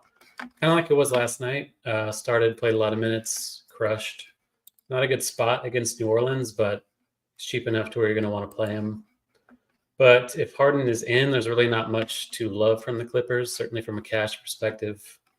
At point guard, Micic is the one, once again, on FanDuel that looks really good, 6K flat. Trey Mann is back, but minutes have still been there for Micic. They're at home against the Suns. He's just cheap enough for the role to still be a pretty good play. There's going to be a lot of Miami tonight. They're playing Detroit on the road. Great spot. One of the better matchups on the slate. Terry Rozier, 7K flat on FanDuel looks excellent. He's been playing plenty of minutes. No Tyler Hero, so usage to go around between him, Bam, and Jimmy. Jamal Murray looks great. Point guard only on both sites. They're playing the Spurs on the road. Probably the best matchup on the slate for Denver. 8-6 on FanDuel. Certainly not too much to pay for him in this spot. Marcus Sasser would have looked better if Cade Cunningham had been out, but Cade is in. Sasser, I think, is more of an option on DK. Jalen Suggs shifts into point guard. He's point guard, shooting guard. Solid spot for Orlando as well against Toronto. We've talked for a while about how the Raptors defense has been struggling since their trades and stuff. So happy to get to him as kind of a value point guard, shooting guard play. Gary Trent is in. We got that news for Toronto there on the other side of that Orlando game. Not a good spot for them, but he's cheap. 5'6". Should see plenty of minutes for the Raptors. Don't hate that. Shooting guard's really ugly in general. So Duncan Robinson looks good, even though he's shooting, scoring dependent. Fine getting to him just because the matchup's really good. Trent, Robinson, Suggs, I think, is your core at shooting guard. Maybe KCP, but never feel too good about KCP. Forward plays, Robinson, you can play here. Jimmy Butler is a core play on FanDuel, 8-7 against Detroit. Should do a little bit of everything as usual. Good spot for them. Banchero is cheaper on FanDuel than he is on DK by $500, which is useful. Pretty easy to get to him. Toronto, obviously a great spot. Both of them power forward eligible. Aaron Gordon, Michael Porter Jr., kind of secondary options. I think Gordon looks good on FanDuel in particular. 6'4". San Antonio is obviously one of the better matchups on the slate. Caleb Martin, kind of a fringe value at forward. Don't mind that. And already at center, Bam Adebayo looks like the one that's going to be chalk. 8-5, don't mind that. Yusuf Nurkic, good spot against Charlotte. Charlotte's been getting crushed by bigs all season. But I think Bam's the play if you're paying up, and it looks like on this slate you probably are. And I think that'll do it. I think Roth might have dipped. Oh, we lost Roth. All right, I'll take us through tournaments. Hopefully he was lying, and we actually will get him back here. But starting at the point guard position, like I mentioned, I'm playing this game as though James Harden is not playing. And so my highest owned point guard today is going to be Bones Highland. And I would be doing the exact same thing on FanDuel. Obviously, FanDuel, you do have late swap ability. But I would still be building right now as though Harden's going to be out and try and get as much Highland as I can, as opposed to just try and jam him in after we get that news. I'd rather have to take him out than to try and jam him in, because if he is in, if Harden's out, then Bones is going to be priority one on the slate. It's also going to lead me getting to a lot of more Clippers. I'm going to get a lot of Kawhi. I'm going to get a lot of Paul George. I'm going to get a lot of Norm Powell today as well. But rolling back to the point guard position, Cade Cunningham is somebody I don't mind for tournaments on FanDuel, just because the price is only $100 more than it was on DraftKings. And even though it's a terrible matchup, he was questionable almost all day. And so this 11% is probably going to be more of like 5%. And we're going to get some real low Cade Cunningham ownership. Outside of that, though, Bones is the big guy I want to take a shot on. And everybody else, it's like, it's just fine for me. Like Murray and Rozier, I don't even really think that's that great of chalk. Rozier would probably be my favorite. But I don't even hate the idea of Squirrel mentioned this on GrindersLive. Harden's out, by the way. Sorry, Harden's out? No, we got it now? We did. Get me Mega choking. Bones Highland. I was going to win all the money. And now it's not going to happen. Hey, Roth, welcome back. James Harden is out. And so that's good news for my builds. I really would have preferred getting that. after lock. But having said that, I'm probably just going to hit the lock button on Bones Highland now. Definitely to me on FanDuel, where he's 4,100. I think you play him in 100% of your lineups. Pivoting to the shooting guard position, I'm going to really like some Norm Powell and Paul George today now. Both of them in good spots. I am just so disappointed at all of this now. That was such a good call, too. That sucks, man. I'm sorry. Paul George, my favorite play. He's not going to be 0.05% owned anymore, but hopefully he's still a little bit under owned. I do like him at $8,200. Small forward position. Kevin Durant, sub 10% ownership. Miles Bridges, I think I like even more at 5% projected ownership today. I think it's a good call. Franz Wagner and Banchero, I like both of them, but for tournaments, I think you make a pivot to Wagner, who is so much cheaper. And then I like Caleb Martin as a potential value play today as well at $5,100. Power forward position, love me some Banchero. I think Zion is in a great spot today as well. I'm perfectly fine with getting some him. Bridges and Wagner I talked about. Wembanyama's 1%. If you're playing 150 lineups, make sure you get at least 5%. It's a terrible spot, but it's Victor Wembanyama, so it doesn't matter. Kawhi Leonard, another guy, $9,400, I think is in a great spot without James Harden. Center position, Jokic for around 10%. Anytime you can get that, it's fantastic to try to. It's tough, but I think it's more than reasonable for tournaments. I think Jonte Porter has a very low-owned tournament option today, is really strong. He's just been, I've been watching a lot of Raptor games, and he's just been incredible. Only plays 20, 21 minutes, but he gets assists, he gets rebounds, he gets blocks, he gets steals. I think he is worth taking a shot on in GPPs. As you can see, his last 2 games with 20 minutes, 6 assists last game, 5 assists the game before. We're not going to be able to expect 4 blocks every game, but I think he is still a reasonable tournament option. Okay. I'm not sure where we are. Was that center? I was, That was, yeah, we're done FanDuel now. Okay. That was quick. You guys are moving too fast. I told you guys that if I got booted here, I would not come back, but it was so early in the show and my power came back. I felt guilty, even though I had the out. I could have bailed. You had the out for sure, especially if you wouldn't have told us that you weren't going to do that, because then you just now we just would have known that was the case. Right. Damn it. Anyways, if it might happen again. It is still storming. We'll see. Anywho, let's kick it over to DK and Taylor. I will let you walk me through a cash build there because I don't know. Maybe I'm gonna do some building. I haven't looked at much. Yeah, well, I'm still waiting on projections to update, but of course the Clippers are going to look better now, particularly Bones, like we talked about a little on FanDuel. Hey, they did update. So let's see what we got. Bones is going to be a core play for sure on all sites. On DraftKings, he is 4.3K. Been playing off the bench anyway without Russell Westbrook, and now that he's starting, he's just going to play a monster role in theory. What was Bones' ownership going to be if we didn't know, just roughly, and what is it going to be now? It was projected for 0.18% on DK. Oh, TJ, I'm sorry, man. That's brutal.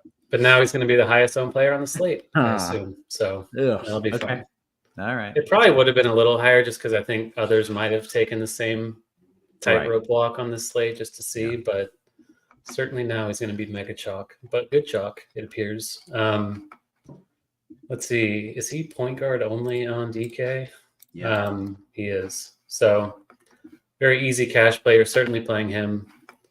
Ditto point guard only. There are a lot of them. DeJounte and Jamal Murray also point guard only. Ideally, you're playing all 3. I think DeJounte is the priority on DK. 9-5 against Utah. Best matchup on the slate.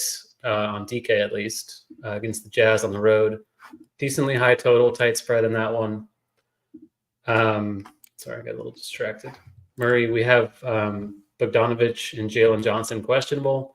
Murray is going to be a great play regardless. Certainly if those guys are out, he will potentially get even better. Definitely playing him in cash. Keontae George with Jordan Clarkson out and Chris Dunn out is going to play plenty of minutes for Utah. He is 6'6", so not really a huge discount, but if you don't want to necessarily pay all the way up for Jamal Murray, I think Keontae is a fine alternative for a little bit less. Like I said, Jamal is also an awesome play. Another value that's going to be popular on DK is Taylor Horton Tucker with Dunn and Clarkson out. Never the most comfortable chalk, assuming he's coming off the bench, but kind of by process of elimination, he's going to have to play some minutes here. Guard forward eligible, under 4K. I just think you do that in cash. Certainly an argument to be made for fading in tournaments, but definitely good cash play. Rozier and Sexton are shooting guard only on DK. Sexton, as mentioned with Clarkson out, is going to see a ton of usage. Markkanen also still out. Atlanta, of course, is a bad defense too that plays at a fast pace. So both teams in this game look really good. Sexton, Noto has tagged as a core play. Rozier, less of a priority with Sexton on the slate on DK. Forward, Talen Horton-Tucker again. Jimmy Butler also looks good on DK for 8-4 against Detroit. He's kind of boom or bust, but you know, if he's not going to boom against Detroit, who's he going to boom against? So you might as well play him in cash. MPJ, definitely a cash option too with Bogdanovic questionable. Bogdanovic would be cash viable if we knew he was in, but we don't, so I don't think you can risk that. Power forward play, Jonathan Isaac, 3-7. Not a comfortable value, but should see around 20 off the bench for Orlando against Toronto. He's a good per minute guy. The minutes are scary, but for cash, I think that's risk you can stomach tonight. Aaron Gordon, Caleb Martin, Taylor Hendricks, kind of secondary cheap plays. Hendricks is questionable, so be aware of that. Zion Williamson for 8-3 looks pretty good. I think TJ mentioned him on FanDuel. Great play tonight against the Clippers. And at center, Bruno Fernando is an option for 4-3. Atlanta still doesn't have a Kongwu, so he's going to get backup minutes behind Capella. I don't think the Johnson news affects him too much either way. I think the minutes are somewhat secure, so I'm okay with it. Not excited about it. Capella and Bam Adebayo, if you have a little more money to pay, certainly viable. Capella is affordable. Bam, if you have all the money to spend, is the guy you want to lock in. Okay, very good. TJ, let's kick it to tournaments on DK. Take your time. We still have 23 minutes here until lock. So I got a new set of lineups being built right now. It is likely going to be the one that I plug into my 150 max set on DraftKings. So in the meantime, we'll just remind people, smash that like button for us. We got between all the different sites, YouTube, Twitter, and Facebook, we got 1,071 viewers right now. So keep smashing that like button wherever you're watching, YouTube or regardless. Hit the notification bell too. Make sure you are subscribed. 135, 140, 145, and 150. Good shout out to Lineup HQ for working so fast right now. Point guard position. Hey, TJ, real quick, before you dive into it, can I ask you, you had this stance. You were going to play a player who was essentially 1% owned, and that was going to be your edge on the night and your way to get different all at once. And now that way to get different and that edge is gone.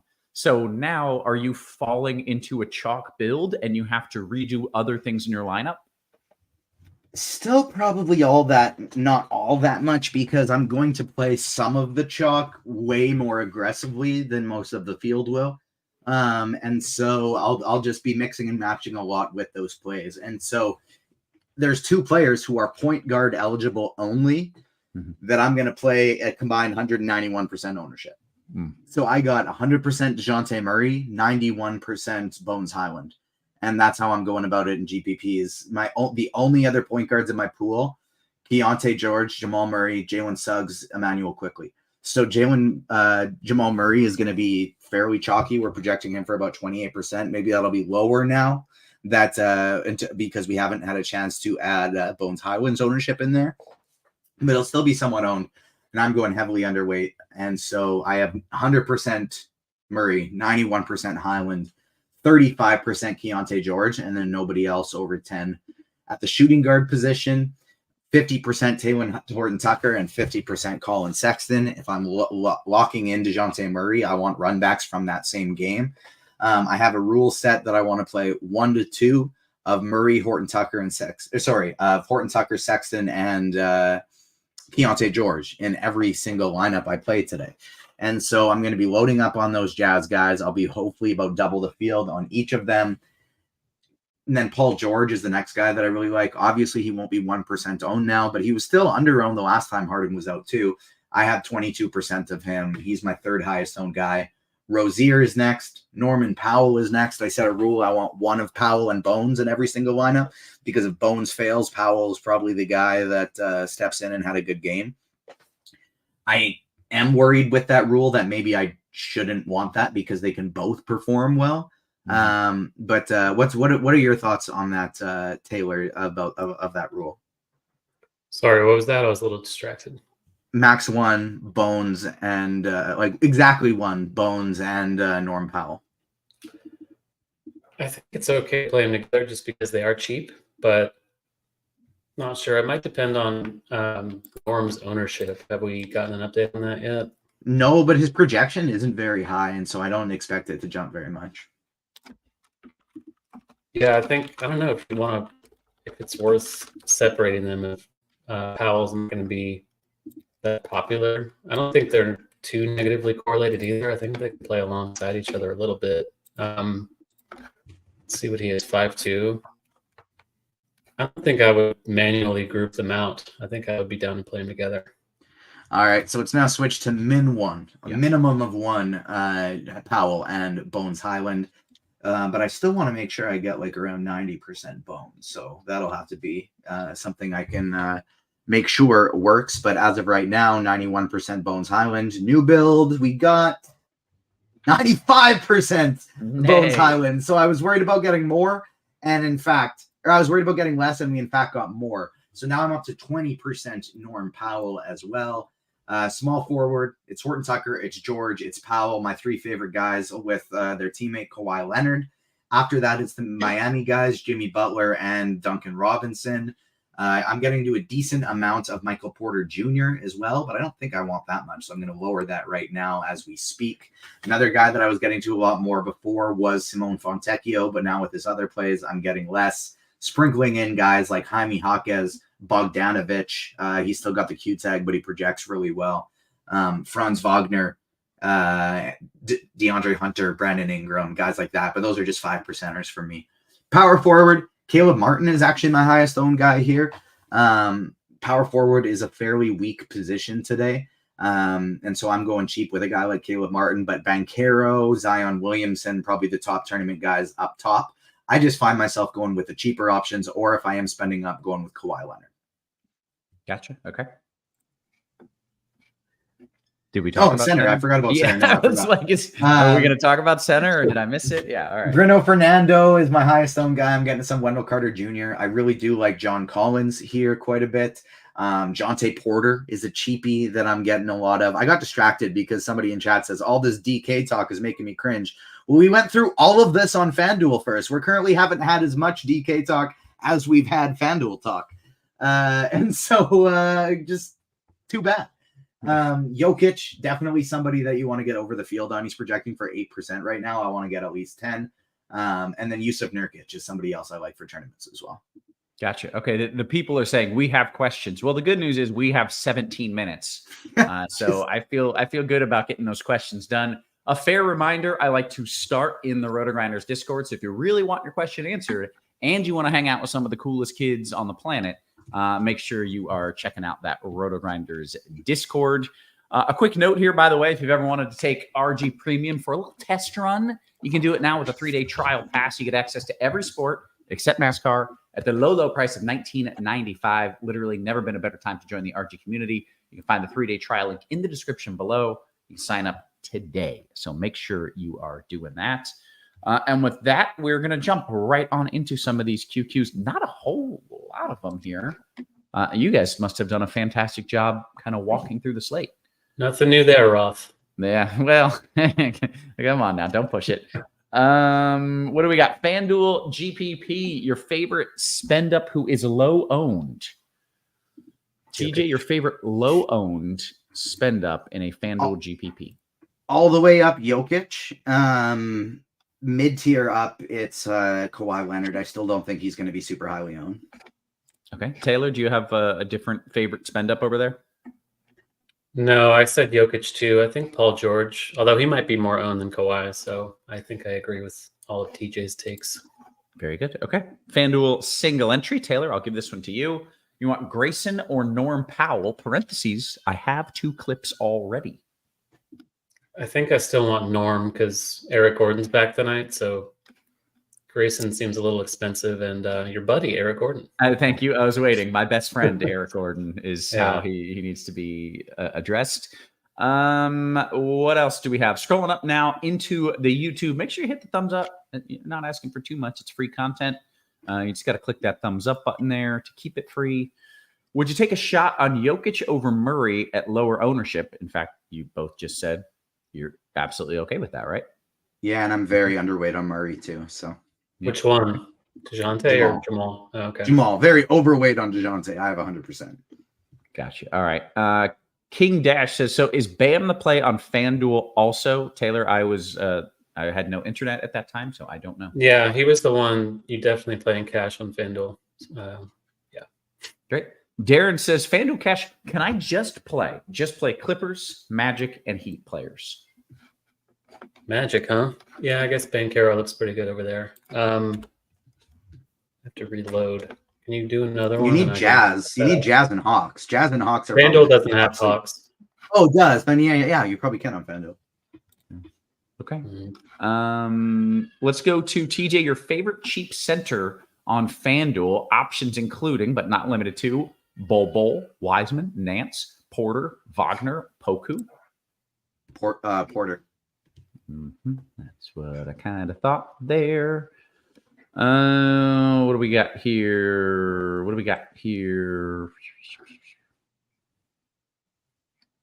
Could Bol be sneaky on FanDuel? TJ, what Bol do you have in your line? What percentage of Bol? 0%. He is so sneaky that he might only get 5 minutes. That is to answer sneaky. that other guy's question, yeah, you can do that on FanDuel Cash. Okay, excellent. Thank you. Naja Boy says, DK single entry GBP, TJ Bam or John Collins at center in a DK single entry GPP. If you can afford to get up to Bam Adebayo and you're not going to change anything else, definitely Bam Adebayo. However, point per dollar, I like Collins better. He's $1,300 cheaper. Very good. Okay. What are your thoughts on Book? And Taylor, I'll give this to you, though. Think of it through maybe a tournament lens as well as cash. Yeah, Booker pretty against Hornets. I do think that's a good play. Okay, excellent. Any interest in Sohan tonight? Taylor, got any Jeremy Sohan? He did not pop into anything I was doing, so it's a little priced up, so I'd rather not. Okay. TJ, you also shook your head aggressively. Almost, you were nearly disgusted by it, I would say. You had a stink face. No Jeremy Sohan. Yeah. Did we talk about Wemby at all? Did I miss the Wemby conversation? Was there a Wemby conversation? It's expensive. It's a terrible matchup. But he's incredibly low owned, so you play him. You make sure if you're playing a lot of lineups, you get overweight. I don't think you can even consider him in a single entry type build. Like, I think he doesn't make your pool no matter what. But he's 1% projected owned. I have how much Wemby? Why can't I find him? Better not be 0. 6%. Okay. He's only center eligible on DraftKings now. That's why it threw me off. Okay.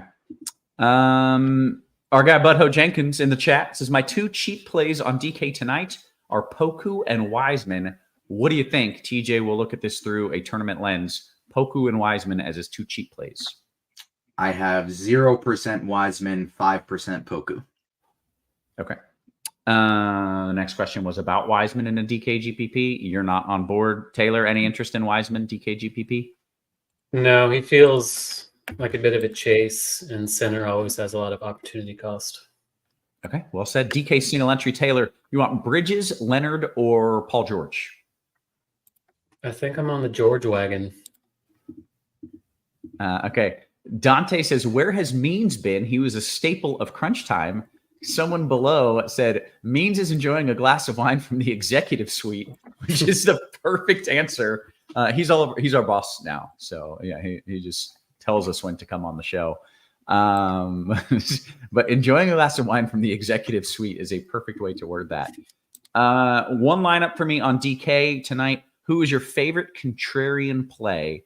This is a roughly 2,500 entry tournament. TJ, your favorite contrarian play on DK? It's really tough without knowing where this late with this Clippers ownership is going to land, because I do want to say Kawhi Leonard, because I really don't think he's going to pick up much ownership. We did update it, and we have 52% for Bones, so it's clearly that we updated it, and it's still only 5% for Kawhi. So I'm going to say Kawhi. Okay, great. I like John Collins for what it's worth. I think he's kind of sneaky tonight. I do too. Yeah. Okay. Taylor, in a FanDuel head-to-head, what do you think about Brandon Miller?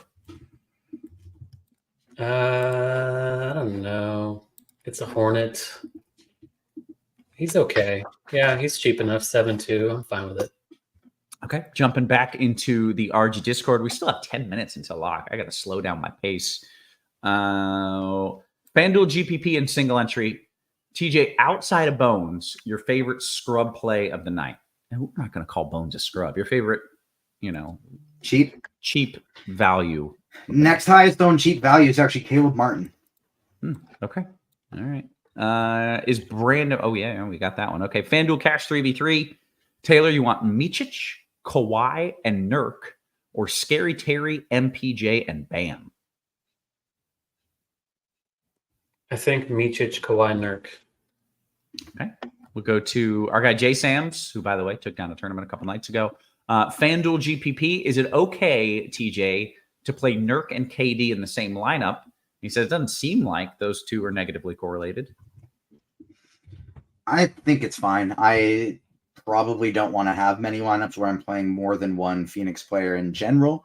But if I was going to play two, it would be Nurkic with one of the wings. Okay, great. We'll go to our guy Fluff. He says, hey, I can't find any good value in FanDuel Cash, Taylor. I can't fit PG, Butler, Boncaro, Bam. Who are the best values, and which of those studs gets the boot? Yeah, that is 4 higher priced dudes there. PG, Butler, Boncaro, Bam. First, which one gets the axe? And second, who are your favorite values on FanDuel Cash? As of now, it looks like George is the one projecting to be the weakest of that group for FanDuel. For value, it's Bones, Jalen Suggs looks okay, Duncan Robinson. Gary Trent is 5'6". He's fine for cash, I think. There's a punt, Stanley Umude, kind of popping in projections for Detroit, but I don't think you want to do that in cash. Yeah, I want to do that. Micic is another kind of cheapie for FanDuel, too. Okay, very good. Carolina guy says, TJ, your favorite game stack in a FanDuel GPP? Favorite game stack. We want some games going to triple overtime. They're going to score 180 FanDuel points. GPP? Lakers and Pelicans. Clippers and Pelicans, actually. Okay, nice. Jumping back into the YouTube, make sure you hit us with the thumbs up. Flying Armbar says, would you take a shot on Trey Murphy? Oh, and a punt on, is that the guy? Umudi? This is, to be clear, I assume a GPP question at this point. Trey Murphy and that cheap guy, Umudi, TJ. I think it's fine. Yeah. I don't love either of them, if I'm being honest. Okay. It is. We do appreciate your honesty. You can be honest. What do we got here? A 3v3. Taylor, I'm going to give this to you. Oh, no, this is a TJ question. A DK Lotto GPP. Bruno, Joker, Caleb Martin, or Bam, Hunter, and George. George. First one. CW says, since Denver's bench is cheeks, does Keldon Johnson have any appeal? No. We do appreciate the use of the word cheeks for what it's worth. That's true. On Taylor, on FanDuel, is Scary Terry a priority on FanDuel at 7K? I wouldn't say he's a priority. He's a good play, but if it's costing you other good plays, I wouldn't rank him ahead of them. Does that make sense? Yep. Okay. This is a good question from Hammer. We've got a little bit of time. That's good. I like the emojis added to the cheeks there. This is a good question. Hammer says, do you guys like the non-late swap thing on DK? Taylor, I'll let you go first because TJ he's a little tilted right now about it, I feel. We'll let him compose himself. Taylor, do you like the non-late swap thing? I don't think I'm kind of I could go either way. I don't really like it. I don't like how they hack off the late games too on occasion. I think that's kind of cheap. I prefer it just the way it was, Roth. Yeah. Well, the way it was harder for the casual player and the fish and better for the sharks. And you, my man, you are a shark. So that does make sense. TJ, how do you feel about it? In a vacuum, I definitely would rather there be late swap, but I kind of like the whole like do it on Friday nights thing that they've been doing. It's just been fun to have a day where you can make plans afterwards. And obviously with the baby coming, I'm going to be happy with non-late swap, even if I don't like it in kind of as a thing in general. But I like switching it up. It just kind of provides a new game. And yeah, like you said, I would have liked it a hell of a lot better if we wouldn't have got the James Harden news. Yeah. That's kind of how I feel about it as well. It's like, as a general rule, I don't like it, but the fact that they're doing it on Fridays can just kind of mix it up. I do think it's kind of cool. On FanDuel here, Taylor, I'm giving this to you. Isaac, Martin, Butler, or Powell, Robinson, Franz?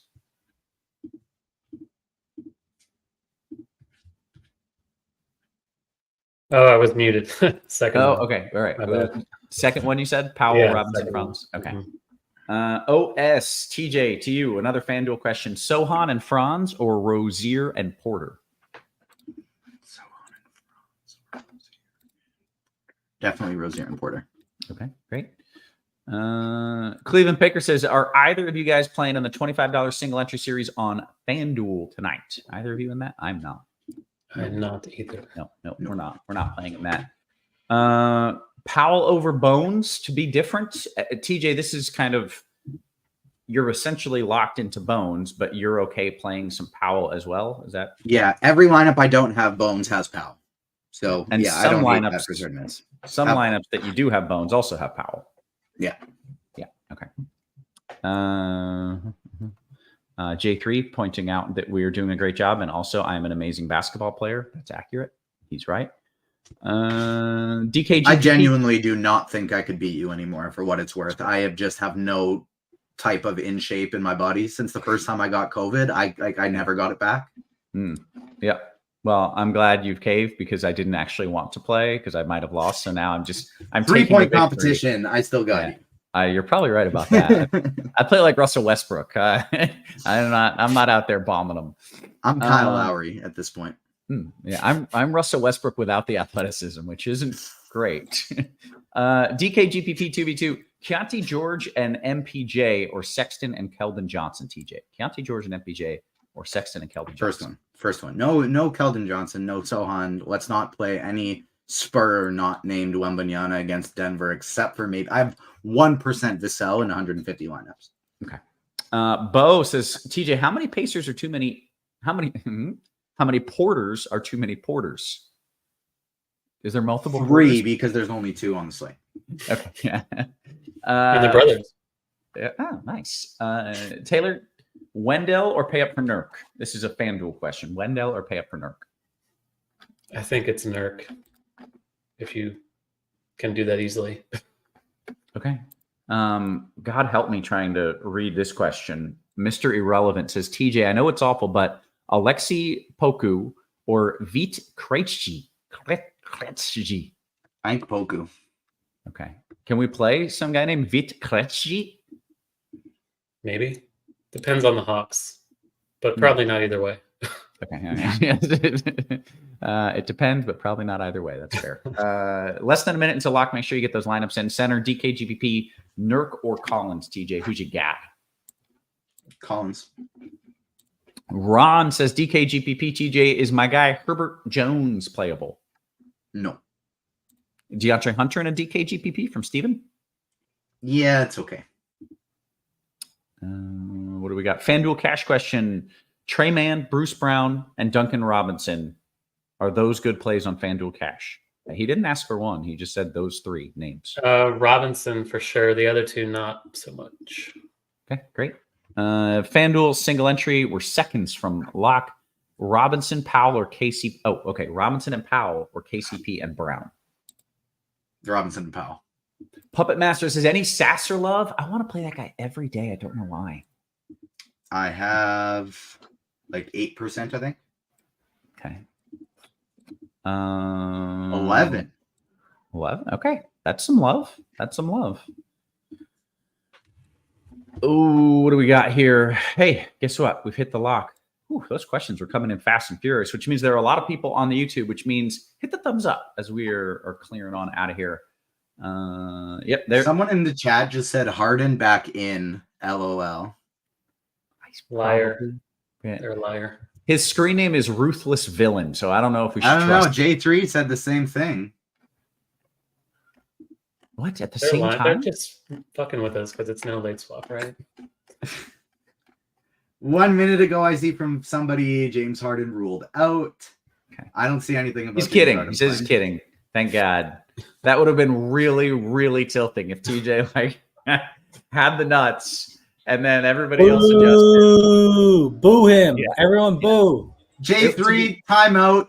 Who's the other one? Ruthless Villain timeout. Wait. All right, with timeout, not a full ban because it was. No, of course, after not a lock. ban. Not a ban. Yeah, 5 it minute was- timeouts. It was after lock, right? Well, it was seconds until lock. You're walking on thin ice, Ruthless Villain. We don't take that shit. We don't take that lightly. Okay, hey, we're gonna get on out of here, guys. So for TJ, for Taylor, for our wonderful production crew, always working hard behind the scenes, guys. We appreciate you. We love you. I hope you have a fantastic Friday. We will catch you tomorrow. You have been crushed.